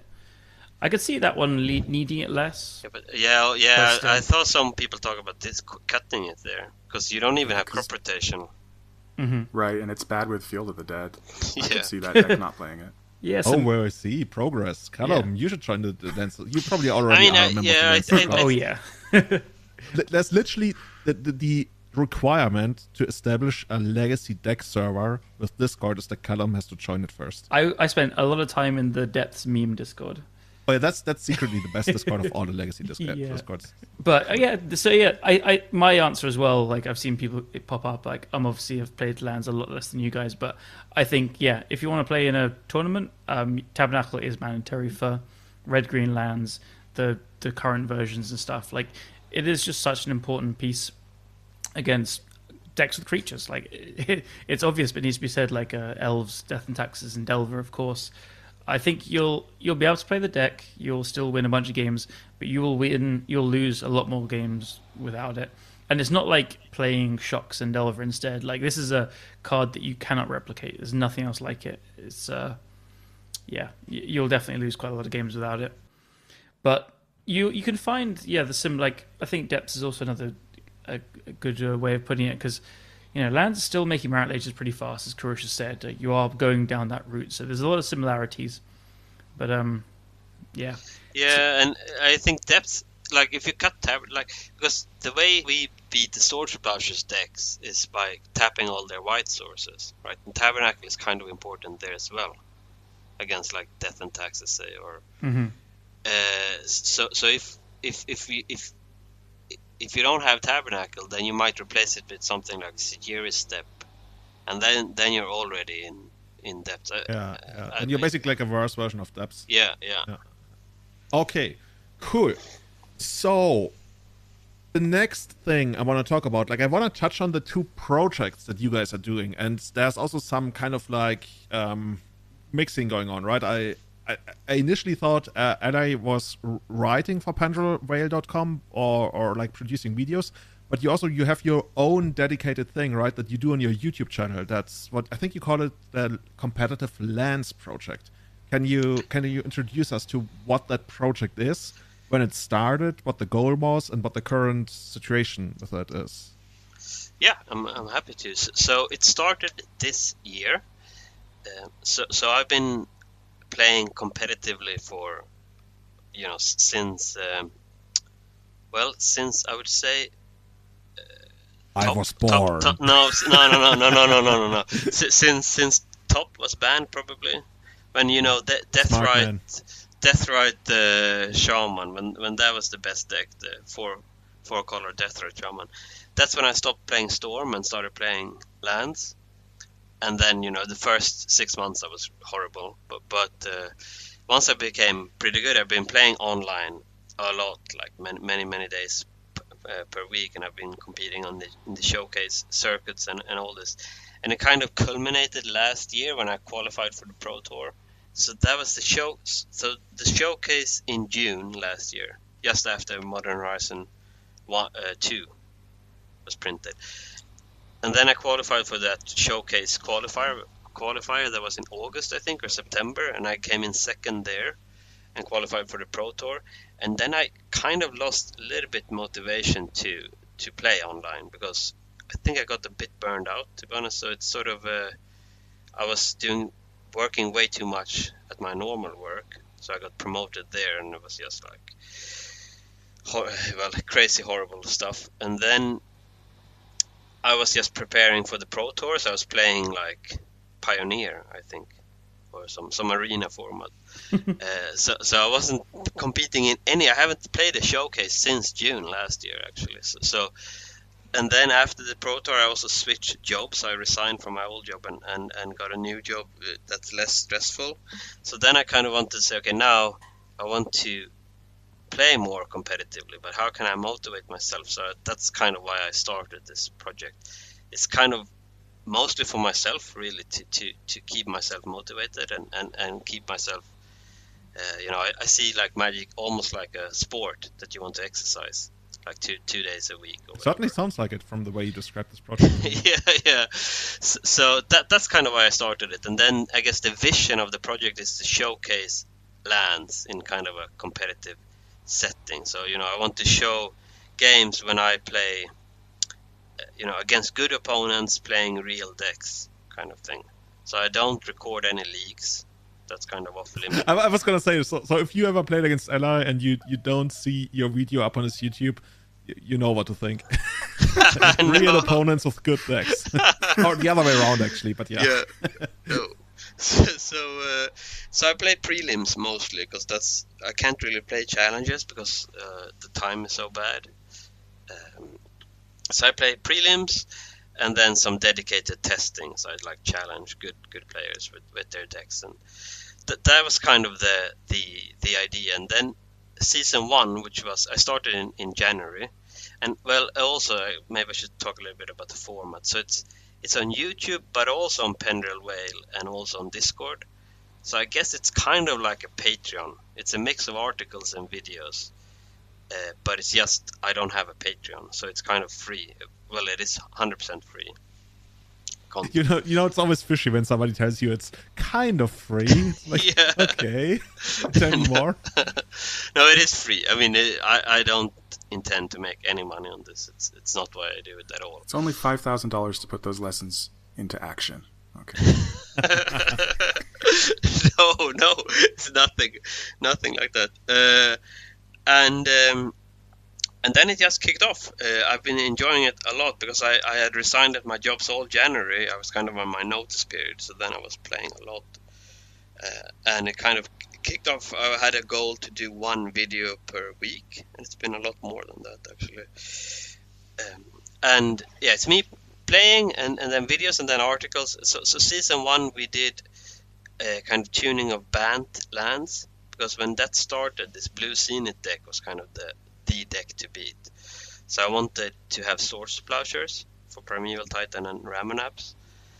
So that was kind of how can you make banned lands competitive, and that turned out to be a really, really good deck. I think I won like 80% of my prelim matches in January playing that deck. So that was way more than I thought.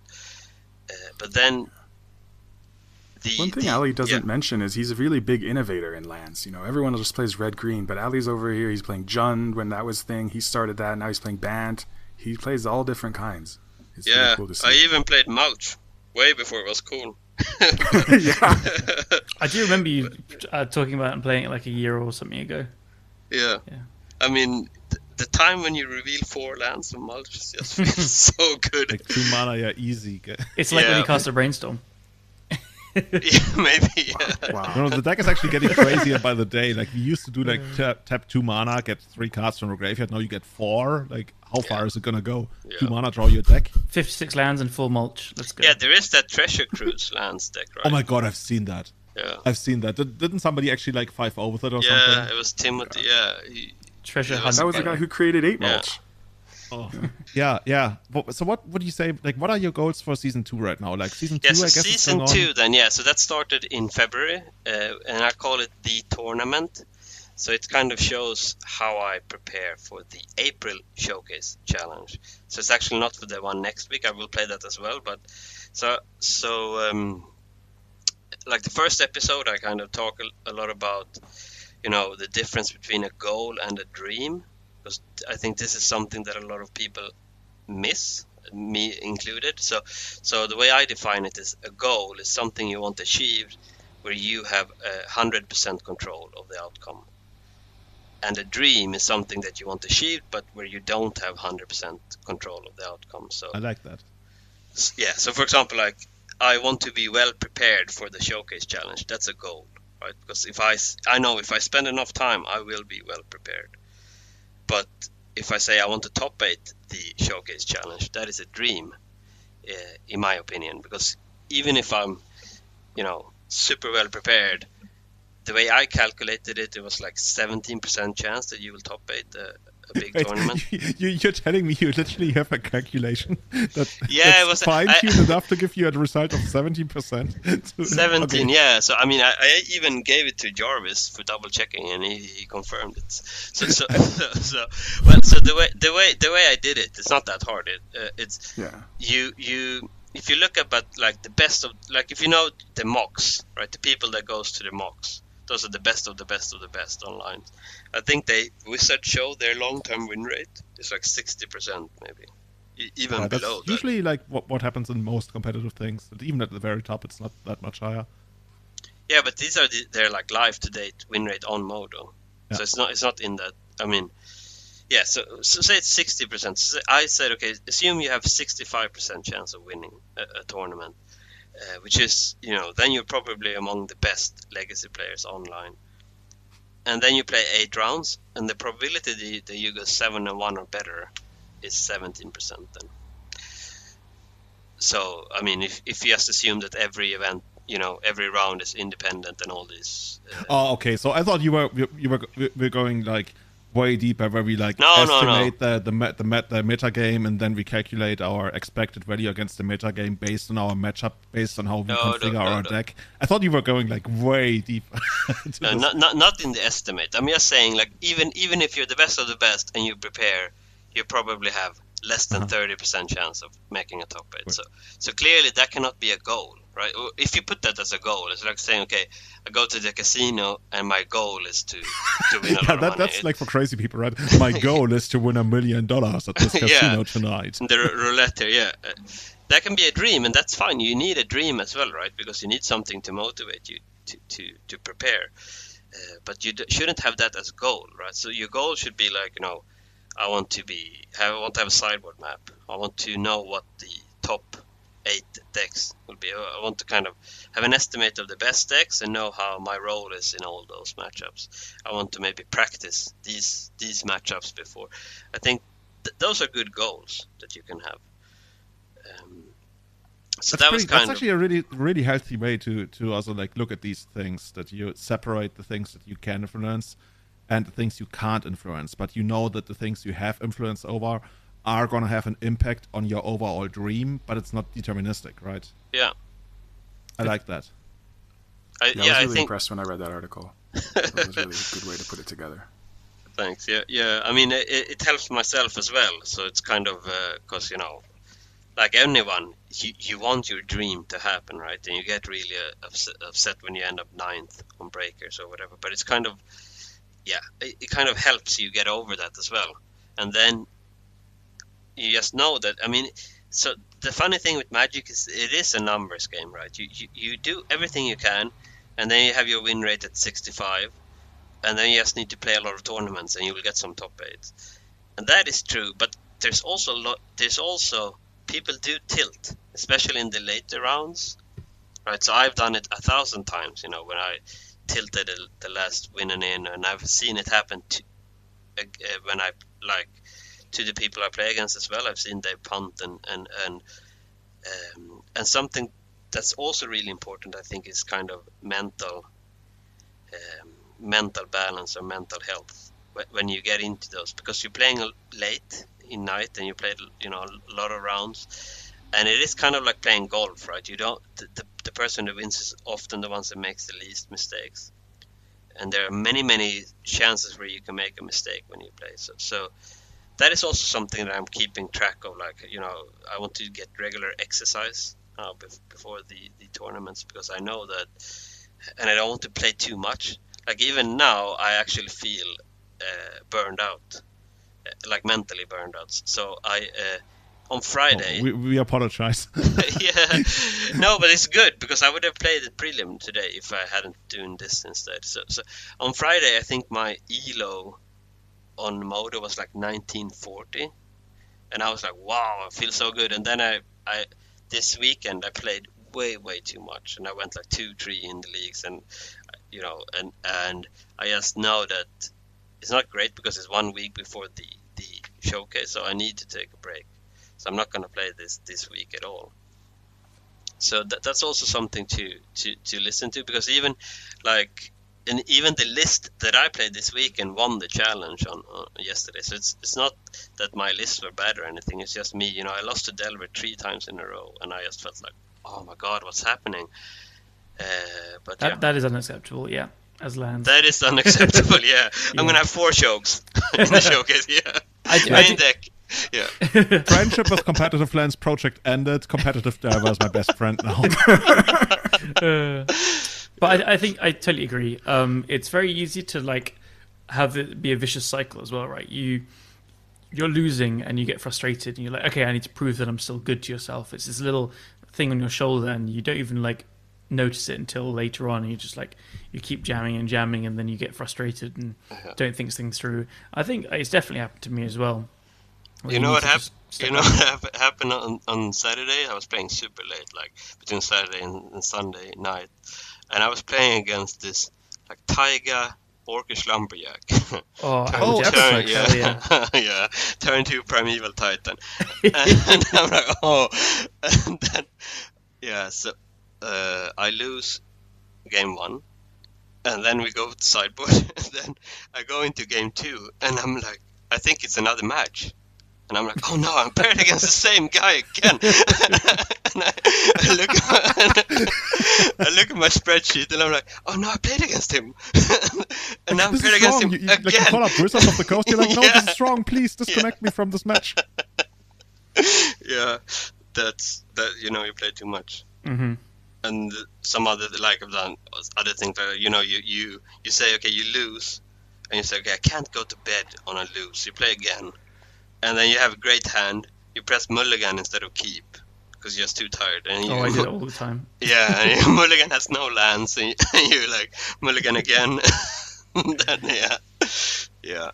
We've all been there. By the way, to add something from my side, that actually sounds a bit unhealthy when you say you can't go to bed on a loss. That's what that's what that is kind of why I have this kind of schedule, because I know that it is addictive, and I am an addictive person in that sense. So it's not healthy. It's very easy to play Magic Online in an unhealthy way, I think. So unless you keep kind of rules, that's why I think you should see it as an exercise, right? So if you go to the gym, you want to do that 2 days a week, right, or 3 days a week, and you should do the same with Magic Online, I think. And I think you at least I saw it, and I think I didn't hack your computer or anything. I think I saw an Excel spreadsheet or Google Sheets that you kept, where you even you filled in your physical exercise and everything you did and all the tournaments you played. Is it something you keep track of? Is that publicly available, or how did I actually get to see that? Now I wonder. Well, you must have seen it in a video then, I think. So I don't. It's not publicly available, but I Master have Hacker Tune. it. No, but at the end of every episode of this tournament, I go over like the week, kind of how much did I play, what was my score, how much exercise did I get, and all this stuff. It's kind of keeping. I have my plan. Like I want to peak in April, and then what are the steps I should do. That sounds very much like the way like people prepare for like the Tour de France and stuff. Like they ride all these other races and stuff. It's like, oh no, I want to peak in June or July or whatever. Whenever they do it, it's like, yeah, I've got it figured out. And you already know, like in February, that you want to peak in April. This is like way further ahead. Like I don't even know what I'm gonna play tonight. Yeah, but I only play one deck though, so it's. It's okay. easier. I know. Well, I mean, there are many different ways you can build lands, but it's kind of. And you know, one day that would be like the perfect thing for the movie. Like a day or two before the tournament, Wizards just like ban something out of your deck. Like I don't know. Yeah, that Mox did happen. Diamond is That banned. did happen. You know what happened? Like the first showcase challenge that I had, like I topped a showcase challenge, and it was this 24-man tournament, and I was preparing so much for it, like taking coaching lessons, doing everything, and then they print companions. And I think Callum, you were also invited. You were also in that, right? And you came up with this Surda deck that absolutely destroyed me. Your favorite. Yeah, and then this Garuda. That was banned. No, wait, they moved it one. No, they week, banned right? Garuda like within a couple of days because it was bugged. Yeah, but it was too bad, right? It was bugged because Leyland would stop it. So they said, we're going to move the showcase because Garuda is too bad or something. I can't remember exactly. So they moved it 1 week. But yeah. So it technically was banned, but just on Magic Online, so it doesn't really count as being banned, but it was just like taken offline for a bit. Yeah.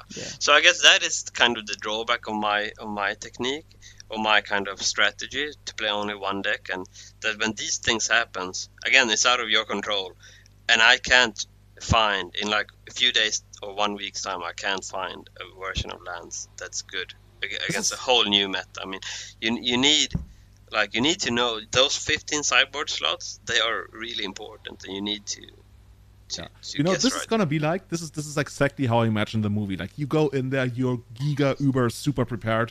You're this guy who knows exactly what he's supposed to do, and then like literally 5 minutes before the tournament, a card gets banned because that's just like how it works in my scenario. And then all of a sudden, like all your preparation and understanding of the game, now you also have to add intuition again. Now you have to trust yourself on the spot without having been there before. You're literally Luke Skywalker in the trenches, like trying to find the exhaustion pipe to drop the bomb. You could try my tactic of just jamming some shit together and playing a deck and hope you get lucky. Better lucky than skilled, you know. Exactly. Yeah, I think if I did that over a long period of time, it would be worse. If you shoot, but you got to shoot a lot of shots to get lucky sometimes. I mean, I think it's all about how you can maximize your own kind of. So I know that, for example, for me, I'm not like a naturally good Magic player. I mean, if like, you know, there are some people that are just very talented. Like they don't have to practice a lot to be really good, which that's not really how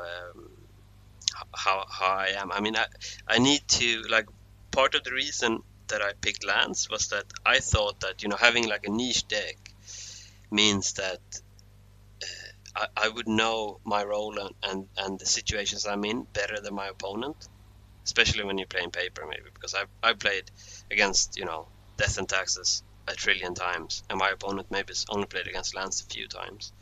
So that's kind of how I thought I would get an edge. I think it's a very, very good thing to be aware of. I've noticed that, like, there are these just naturally talented players, and you'll see them at the top of all the Magic Online kind of events and stuff. Yeah, and they are just good at games in general, and then everyone else has to slog for it. And recognizing in which kind of group you're in, I think. Just accepting it, and it's fine. Like, there's very few people that are like this naturally talented at games, and once you recognize you are or you aren't, you can approach things in the manner that helps you get better. Yeah, and it's also how much time you have as well, right? So I mean, if like in that when I qualified for the Pro Tour, I played against what's his name, Nathan Stewart. I beat him twice, like in the Swiss and in the semifinals, and he's, I mean, so much better than me at Magic. I mean, but I mean, I can still be there and compete with those guys because of my kind of niche thing, doing the basic rights. So it can be done. Yeah. But of course, like if we were drafting, I would never beat him, or if we played standard or anything else, I would not have a chance. But it's, I mean, yeah, it's knowing your kind of, what is it that you can achieve? Because I play competitively. I don't play for fun in a sense. I like that. That's, once Paper Magic comes back, you literally should print that on a shirt. Like, you come to the table, like, let's say you're wearing like a black leather jacket, then you sit down, you undo the jacket and it says, I play competitively. And then beyond that, I don't play for fun. So, okay, guys, if someone sat down and had that on, what deck would you think they're on? Never. Yeah. Actually, no. Devar players, Devar players either are very self-aware and wouldn't do that, or they completely don't care all about that meta level shit. They think, I don't know, somebody. Yeah, actually, I would think Lands. Really? Yeah, maybe actually. I would think Delaware as well. If it wasn't for the first bit, I might think Burn. Like, I'm not here for fun, but not for the competitively thing. Yeah. I mean, in my experience, when I played Paper, if you sit down against someone that's super nice, like chatty, like very, very polite, I know they will challenge me or Blood Moon me turn one. That's the truth. It is the truth. It's like, okay. Or it's like the Magic Online, if they say good luck, have fun, just mulligan to force a will every time. Yeah. I've actually done that a few times, and it's worked almost every time as well. It's ridiculous how consistent it is. It's like, good luck, have fun, keep 7, reveals Chancellor of the Annex. Exactly. Yeah, exactly, yeah. Every time. And then it's literally just like some angel deck or something, and they just happen to have like the one of Chancellor. Just play this. Somebody did that at our local, by the way. Somebody did that at our local. Like, he showed up, he was totally new, and everybody was like, there's a new guy in town, and you just like watch the manas, the way he shuffles his deck, and you think, oh, okay, it might be somebody really good. And then, okay, turn 1 Ancient Tomb, okay, we might be in trouble.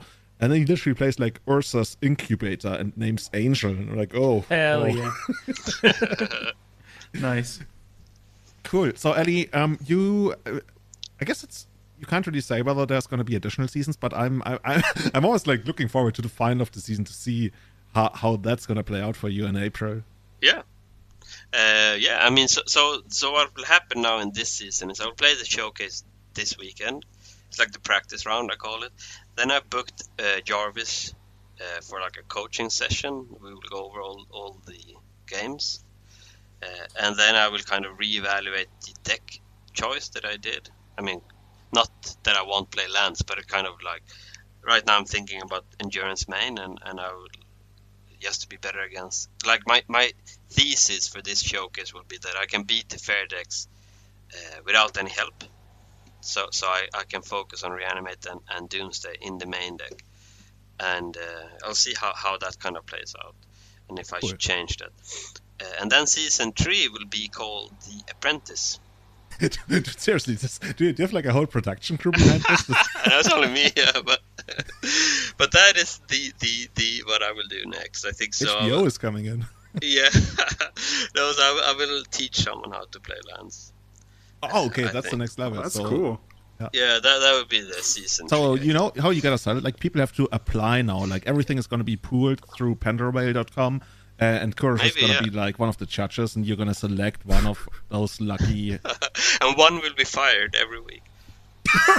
Oh my god. I would watch that. Literally, I would watch it. You pick like, I don't know, like 10 Oh, did people, you wasteland there? Oh, you're fired, yeah. Anyway, they should just play 8 people playing Lands Mirrors the whole way through until we get a real winner. Yeah, I don't know if there's enough storage on YouTube to like put all of that up. Yeah. I remember I played Lance Mirror once against Philip, a really good Lance player from Chicago, and we were like, I think round 15 or something, and both had no permanence in play. And they're both just there smiling, like, as it should be. Who's winning? Yeah. The judge comes over, it's like I don't know, 30 minutes into the round. Okay, they're like, what is this, game 2 or game 3? And you're like, no permanence in play, Game this is 1. game 1. Yeah. No cards in hand, no permanence in play. You decide, yeah. Cool.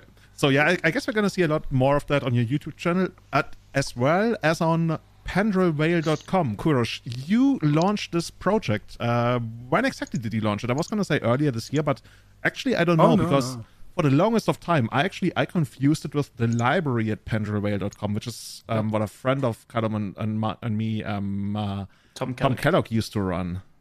But this is a completely independent thing, right? pendrelwhale.com. Yes, I saw that name actually when I was picking this one. I was like, that is a very good name. Don't worry, it's finished years ago. You can take it. No, actually, I started playing Lands like January of 2020 probably, and I just fell in love. So I was like, well, I know how to make websites, and I'm unemployed right now, so why don't I just have a little fun? And there was someone in the Discord named Morgamir, an Italian player. And they had written this amazing primer, probably 50 pages, maybe more. So I said, why don't I take their primer, I'll break it out, I'll put it on this website, and that's like the backbone of the website, right? And then, there's a page for content of every kind, and maybe if I want to write an article, I can put one up. And I just link other people's stuff mostly, So I used to do this more often, and I got to catch up, but I'll go on YouTube, I just search Legacy Lands, and pull up whatever's there, and I put it there on the website, so that it's a one-stop hub for every Lands content you might want. And then, whenever someone top 8s a tournament or something like that, I'll find them on Twitter or Discord and say, hey, did you want to write a report, or did you want to write anything about this? And they will sometimes. So that 8 mulch primer that I just put up, I just messaged the person because I heard them talking in the Discord, and they seemed to be doing well, and other people were excited about it. So I thought, okay, do you want to put your list up here and talk about it a little? So it's really completely community driven. I only write like one article every few months, and I kind of like it like that. Yeah, that's really cool. Like I mentioned it in the intro, but to me, one of the coolest things about Legacy that I literally don't see in any other format, maybe EDH has something like that, I don't know, is that people really, they go out there and they're like, I love this deck so much, I'm going to dedicate an entire website to it. Like, we have it for Maverick, we have it for the Epic Storm, we have it for Lands now. What else do you have, Callum? Is there a Painter website or something? It's just like so cool that this kind of stuff exists, and now we have it for Lands as well, right? There is not, but I definitely agree. There's like unless I'm mistaken, there is one. There's like, greensandzenith.com as well for Dukes with Maverick. There's Doomsday one, I think. Yes, right? the Doomsday Codex Wiki. Something. The Wiki. Doomsday Wiki, that might be exactly. But there is like this hyper-focused like communities where like you keep mentioning the Discord because that's where everything is now, and Lands is, I think, one of the best ones where you just all know each other. You've been chatting for years, and the Doomsday one is like this massive community as well. And the Painter one is just incredible for me as well. It's one of my favorites I've ever been in, and you just it's these niche like weirder decks as well that like find these communities where everyone's just so enthusiastic about the deck, where you just have this place to go to and talk to about your favorite little interactions here and there if you fancy it, or like the latest version. Yeah, I kicked around a lot of different Discords before coming to Lands, and I will say, I mean, not to compare and be mean or anything, but I do find the Lands people were really like welcoming and friendly. Maybe it's they're just green mages and not blue mages or something. But I helped. No shade, really nice, guys, but I helped set up the Miracles one and ran away quite fast. Yeah, I mean, I remember once I went into the Miracles Discord and I posted a screenshot of Choke. And I said, greetings from Lands Discord, and no one got it. They were like, why are you playing a tier 2 deck? Get out of here, kind of thing. And I'm like, okay. Oh my god. Yeah, I do like that kind of. I remember seeing that and I thought it was hilarious. Like, it's obviously just a joke and antagonistic for fun, but some people are just like, I wonder which deck would be the very last deck to ever get a dedicated website for it. Like, which Legacy deck do you think would be the last deck? Moon Stompy. I was going to say Moon Stompy as well. Yeah. Really? I was so sure it was going to be Delver. No, Yeah, there that's is. what I was gonna say. There's been one for years. There's a Delver There's a website? Delver disc deck? Yeah, it's a blue red Delver one. Yeah. Oh, you're talking about Discards. Yeah. I Oh, was talking website. about Sorry. dedicated sorry. websites. Okay, I'm just not listening to you guys at all. Yeah, I don't think Delver will get a website either. No, fine. Oh yeah, website. Yeah, fine. Delver. Because those people that are dedicated to Delver, they're too busy winning. Yeah. So sorry, They that was not deck meant to be Pyroblast. mean. Yeah. That was not meant to be mean. That's not mean. They're too busy winning to care about it being mean. Yeah. No, Kourosh is going to be like, you know No, what? I script like I did like a Exactly. Squarespace thing and I just threw it on. It wasn't a lot of work. I was also winning, sure. But yeah, that is true. But yes, that's Says what I the meant. guy I who's didn't been mean to working on be. the podcast website for over a year now. I didn't mean to be mean to you, Kourosh. I think, and you are winning. I heard it as very No, mean. no, I Yeah. didn't take it in any events. Damn. Fight. I don't know, I've So- won enough. I'm happy. I'm not as competitive as Alli, I think, but I have enough wins to feel comfortable with my play skill. Absolutely. Yeah. So how many people would you say altogether are involved on Pendraway, like writing, like maybe not even regularly, but how many people have contributed to Pendraway at this point? Oh, over the whole course of it? Yeah. It's really just me who runs it. There is another person who occasionally helps edit articles. They're like a professional editor, and they just chatted me one day, and they said, "Hey, can I help you?" And I said, "Okay, sure." But yeah, so I guess me, Alli, and then Alli is one of the major contributors. He's written in many articles. I don't know, probably 15, 20 people, maybe more, have written content for us. And like I always, every time I don't do this anymore, but I used to, every time I put something up on Reddit to, say, hey, listen, you can look at this. I would say if anyone else wants to write something, feel free. I don't have like incredibly high standards. Don't write trash, right? And I don't really want to hear a tournament report about your FNM unless it was very exciting and you wrote it very well. But even if you're totally new and you just wanted to say, here's what I learned being totally new or something like that, that could be an interesting article. I don't know. I just want to open the door for a lot of perspectives because Discord is really ephemeral. We're just like chatting and then tomorrow you forgot what you said.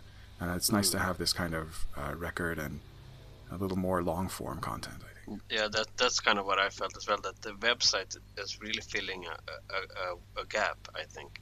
So Discord, the Lands Discord is super active, but if you want to post something like more strategic, that's kind of you want it to stay and you want to go back and look at it again, then I think Discord is not the best. You know what? I was just like thinking for a moment. If this was the 90s, then people would release like actual magazines, like the Delver magazine, the Lands magazine that you could subscribe to, and people would literally like print it and send it to your house. That would be so cool. Okay, I'm gonna look at printing presses and stuff. Alli, let's figure it out. Okay. Yeah. But seriously, if you were to like pool all the legacy writing that happens every month, and you edit and select the best articles, I mean, it's never going to be something that's gonna like cover the costs or anything, but it would be so cool to just like get that and like to print it on nice sheets of paper and everything. I'm down. Yeah. So you already mentioned, right? You're open to more people submitting their content, and how would be the best way to go about that? Should they just like reach out on Discord or send you an email, send you out, something on Twitter? What are you looking for?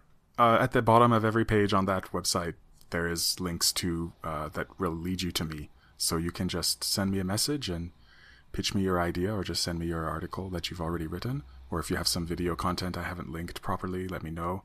Like I said, I'm a little behind on that, but I will get to it.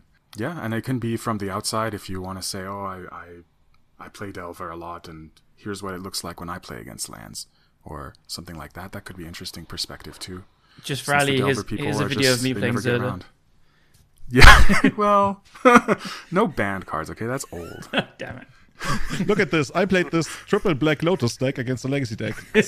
You will never believe what happens next. Yeah. You'll never believe it. There's Sure. Arkham's Astrolabe into Blood Moon. It's Yeah. That's fine. You've got Force of Vigor now. Unban Astrolabe. Boseiju. You got Boseiju Yeah. main deck, yeah. Oh, yeah. Tree edit. Oh yeah, Yeah. you can besage you my Astrolabe, please. By the way, we never touched on Boseiju. Is that just like to give you this is very out of place with regards to the overall structure of the episode, but since Boseiju was such a big card to be printed, is it as good as advertised? Are you guys like super thankful that it was printed, or is it like yeah. in and out of the deck? I don't think I'm going to cut it anytime soon. The question is 2 or 1 for me.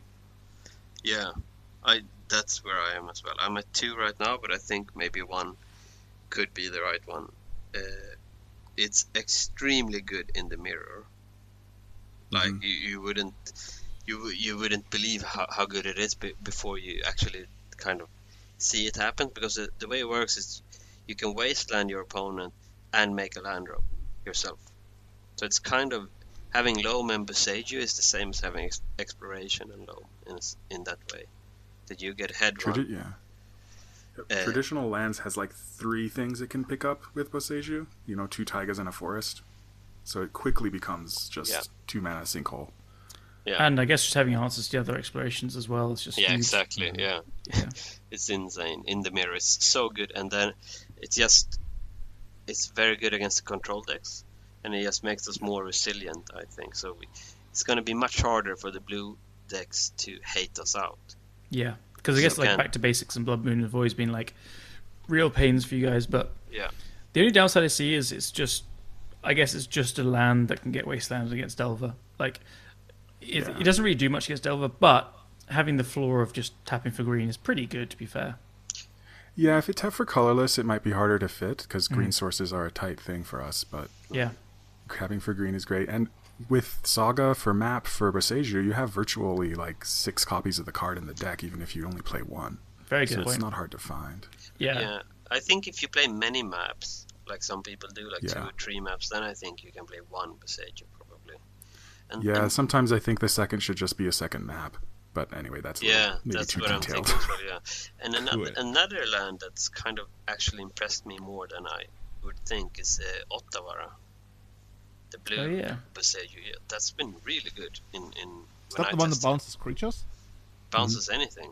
Creature, planeswalker, artifact, or enchantment. Oh wow, I didn't know that. I haven't played that card yet. That's awesome. So it's surprisingly good actually. It's like you can bounce a Teferi in response to Narset in response to Days Undoing, stuff like that. Even if they have Teferi in play. So and it's just like with Life from the Loam, it's really good actually. Just bouncing whatever they play your opponent, and then you loam it back and you make land drops. So you're kind of progressing your plan, but your opponent is not really just recasting what they did last turn. So that's been actually much better than I thought it would. What's the name of the card again? I didn't understand it. Ottawa, I don't know what some soaring. That sounds cool. Ottawa. It actually sounds a little bit like Japanese. It looks like a Starship Destroyer. Okay, you got it. I don't even care what that's look up the showcase art. It's a Star Destroyer. Yeah, it really is. I can't afford the big Lego one, but I'm gonna get the Legacy one. Yeah. Cool, guys. What do you say? We move on. We got a couple more last questions from our Discord. I think the one coming to us from Scott, good brother. I think we answered most of what Scott has asked, but we got a question here coming from Phil. What's been the era of Legacy that you've enjoyed playing Lands in the most? I think you guys only started playing Lands like some years ago, but during those times, what have been your favorite eras? Just before War of the Sparks. So that was a cool time. Yeah, when Blue-White, True Name Nemesis, Stoneforge Mystic was winning a Grand Prix. That era was so fun. The only time I remember where Delver was like bottom tier A. I'm trying to remember, was that like after Deathrite was banned, but before we got like out of the War of the Spark? Nastiness? Yeah, basically. Yeah, I think a lot of people have mentioned that like it's one of, if Legacy had like several golden ages, then people usually bring that one up. I think there's even like a pre-war format that people are trying to push. To tell you why, Delver was playing Monstrous Swift-Spear and the Storm Chaser Mage as their threats. Oh yeah, I remember that. Yeah, that's why. That's why it was okay. Cool. Well, against us they had like Blood Moon and Price of Progress, so they were still pretty hard. Blue-Red Delver then was pretty scary to play against. Yeah, that's fair. But I think the combo decks were also a bit worse. I felt they were a bit slower. Yeah, it was like Ant and Show and Tell, basically. Yes. Yeah. So, yeah. And for me, it's pretty much like the era when I played it. I didn't actively play it other than like during that very, very puzzle episode of Lands where you really had to like figure out what to do with your intuitions and stuff. I really, really enjoyed that. But I, weirdly enough, moved on from that and moved into Merfolk. Like, I don't know what that's connected. But Merfolk was like a really good deck back then. I played Merfolk and Lands interchangeably. Sometimes Lands, sometimes Merfolk. But I really enjoyed playing it back then. So, second question. What's your wish list for new Lands printings? Like, what are you missing from Lands right now that you could see in the conceivable future as a thing that Wizards prints that fixes a problem or that you are having right now? I think we had this. Oh yeah, we had this. Yeah. I think there are a couple of things. So one, like a 1 mana Spear of Resistance for instant and sorceries. That would be quite nice. Something you can find from Urza Saga. I think a lot of people would love to play that, especially if it was like on a creature or something. Mm-hmm. And then like a land that would do something against spell-based combo, like a land that you could sack to make your opponent not cast non-creature spells. I was about to say a land that sacks to like Flusterstorm or something. Yeah, that would also be very good. It'd be so Silence good. Land would probably be pretty broken. Yeah. I'd play it. Silence Land is horrifically broken. What are you guys on about? Yeah, Silence Land would be giga broken. What if it did silence, but only when it came into play? Because then it would just protect you on your own turn in normal decks, right? Yeah. Yes, something that makes crop rotations. Maybe Stifle Land would be pretty cool as well. Stifle Land would be hot. I've always thought like a spell pierce land that like has the ETB though, so you can only crop rotation for it or night for it or something. But yeah. Oh God, can you imagine? Like you could literally like Knight to counter a spell or something. Yeah. Yeah. I did also think you could put like you gain hexproof on a land ETB. That's what I've really wanted, Lane of Sanctity land, for a while. But now like that was always for Tendrils of Agony or like Grape Shot, Right. but now it's just Doomsday, so it probably wouldn't be very good. But And then Doomsday's another like lol, Torpor Orb Waffle land Stomp. would be good. the what Torpor Orb land? Yeah, that would be good. Yeah. that'd be weird. And then we have the Mountain Borg. That would be pretty nice. I will crush your wishes there. Mara has said they're never printing that because of Valakut. Yeah, for modern. He said it for modern. I guess they could make a command in a commander thing. I don't know. Okay. That would be great in the 8 mulch deck. Yeah. Yeah. Cool. So the last question coming from Furnace. What's your favorite card that never really quite made it into Lands? Like, what did you try? And actually, let me start off to speak of the old Lands. That was Smokestack. Like, Smokestack, we played it on and off as basically a weird solution to basic Lands. But that's just me 12 years ago. What is your current never really quite made it thing? While you guys are thinking, me and Marcus have tried to make Horn of Greed work a bit. It doesn't. It's horrifically bad. But do slow down there. Horn of Greed Lands, like Turbo Lands, that was very much a thing. No, I know back in the day, it was one of my favorite decks as a young kid. I loved Turbo Lands. And with the Oath as well for the Crows and Walk the Eons. something. Yeah. But no, I'm talking about like recently. We were trying to put Summer Bloom and Horn of Greed into like some blue-green lands with Uro and stuff. It was but yeah, I'm just giving you guys time to think. There you go. So I think there are a couple of on both spectrums. On the like Renan 7 was one reason that I think looked so like all the abilities are so good, but it's just 1 mana too expensive. I could see that. Yeah. If that was 4 mana, that would have been our Jace. Yeah. And then on the other Should have 4 mana and Dredge. That would have been good. Get out of here. Yeah, or Escape. But on the other end, I think there are a lot of cards that were printed for us that Delver stole, like Renan 6. Yeah. That was just like so. It was. I really like the annoyed tone in your voice. That Delver stole. Yeah, but they did. I mean, They stole our Christmas presents. Yeah. And put I mean, coal. Renan 6 was printed for Lands. Even in the spoiler article, they had a deck list Lands, I think. But yeah, it was better in another deck. Unfortunately, that was also a card. I mean, imagine that with the channel Lands. That would have been so good. For me, it's a Vraska Golgari Queen, I think. The 4 mana one. That's a cool card. Yeah. Yeah, I have like the shiny one, and it's like so pretty, and it's cool because it does have nice abilities. You get a lot of extra nonsense in your deck, so you can sacrifice it, and This sounds is like good enough cool. reason to play it to me. I've played it, and it has been good and fun. Yeah. But I don't think I'd register it if I was trying to win. Yeah. I played it with spreading algae. Oh yeah. Oh That yeah. was a cool deck. Yeah, I was with them. Yeah, that was pretty. Yeah, that's an entire deck of its own. Sometimes people try to make. I think it even has a Sushi name, Lands, but I yeah, don't remember. Sushi Lands. When you really, really, really, really hate islands. And planes, yeah. Yeah.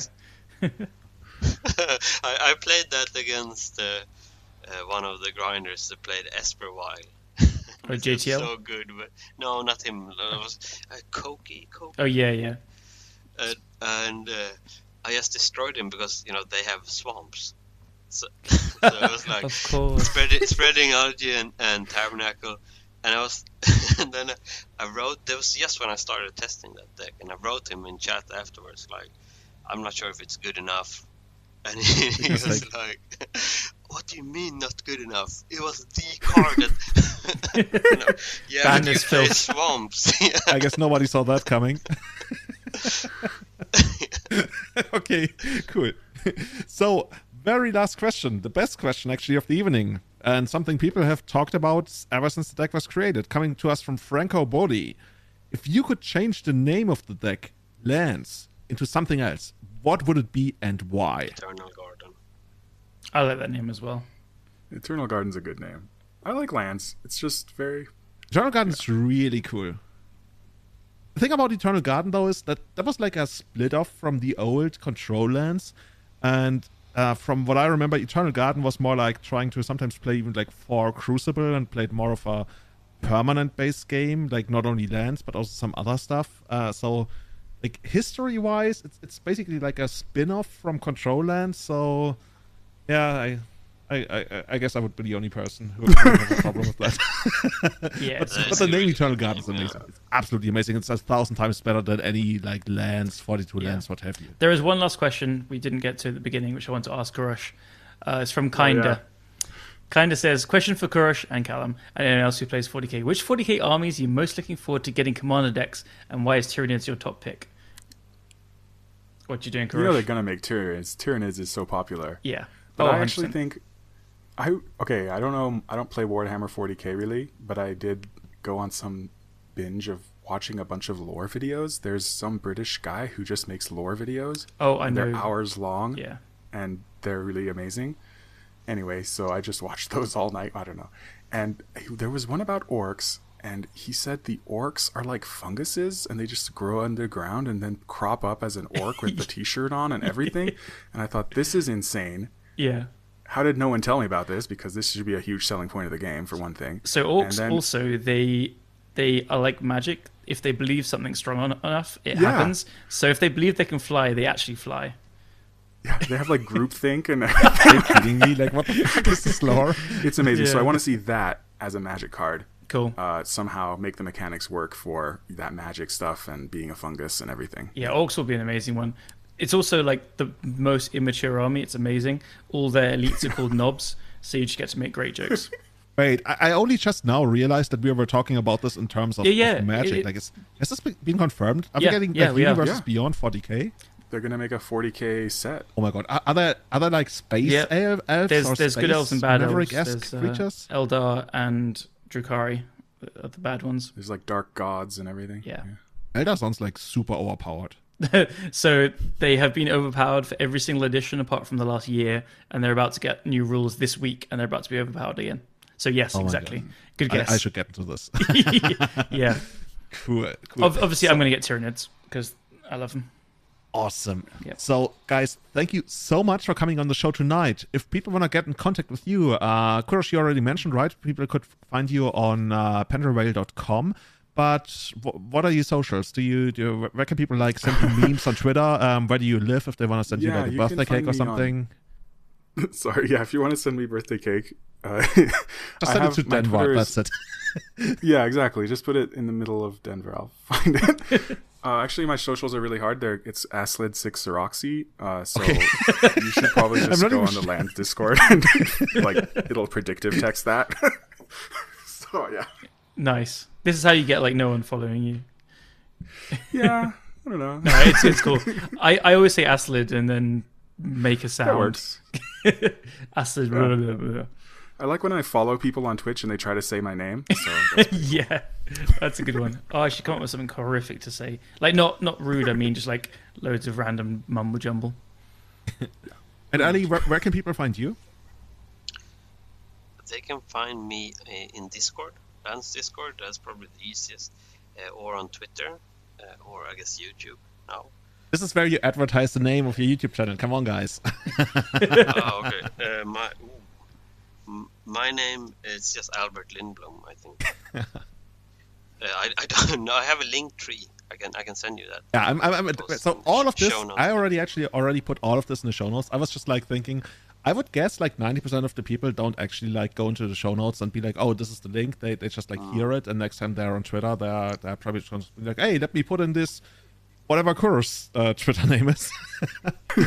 But Aslid6 So Roxy. on It's not Twitter, hard. I'm Ali. yeah, pretty easy actually. Ali on. Yeah, so I think on Twitter I'm Ali on MTGO. Cool. So this is where people can find you there. If you want to follow the podcast, you can find us on @EternalMTG on Instagram and Twitter. If you want to watch me sometimes stream like once or twice a month, right now it's Twitch TV/it's Julian. Callum, if people want to find you, it's Twitch TV/Callum Smith MTG. Yeah, that's the Twitter and Twitch as well. Yeah. Perfect. I think that's the first time I ever got it completely right for anyone. Yeah, I'm same. so happy. Same. Oh, by the way, big shout outs to everybody who left a review on iTunes the other month. Seriously. I think in the last couple of weeks we got more reviews than I want to say in the last 2 years combined. Seriously. Thank you so much for leaving. Like this is something I always like share it to our Facebook chat, and I just want to say thank you. That was actually overwhelming. Like every other day a review came in. Thank you so much. If you want to leave us more, you can do that. Or if you want to join the Discord, if you want to support us on Patreon, patreon.com/everydayeternal. Big shout outs as well to our supporters there. We got a really cool community. They're mostly obsessed with like food and cooking and stuff. So that's actually my favorite part of the Discord. And especially biggest shout outs to our Eternal Witness tier supporters, Tommy Hinks, Testacular, Sebastian Holager, Guillaume, Jake, Hanawar Elf, and Severin Schwarzhuber. And our Grizzlebrand tier supporters, Victor Bernatz, Bajubat, Scott Monroe, Jeremy Gates, Henrik Korkutz, Tom Hepp, Joel Grenahead, and Paragon Games in St. Louis. Have a great time, everybody. Enjoy while the last hours. For us, it's the last hours of February. I think this episode is only going to come out on beginning of March. Have a great spring, wherever you are, and see you again next time. Bye-bye, everyone. Thanks, everyone.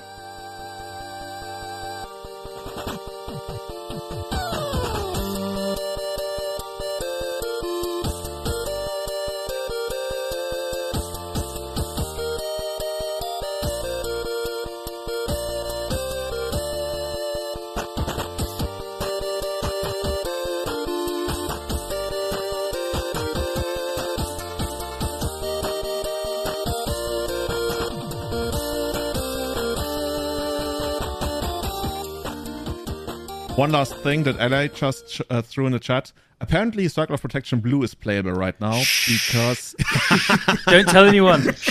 it gets around Vard, so you can actually hurt Kappa Cannoneer. No, this leave is him why you listen alone. to the very end of the thing. And Marktide region. And Perfect. Marktide. See you next time.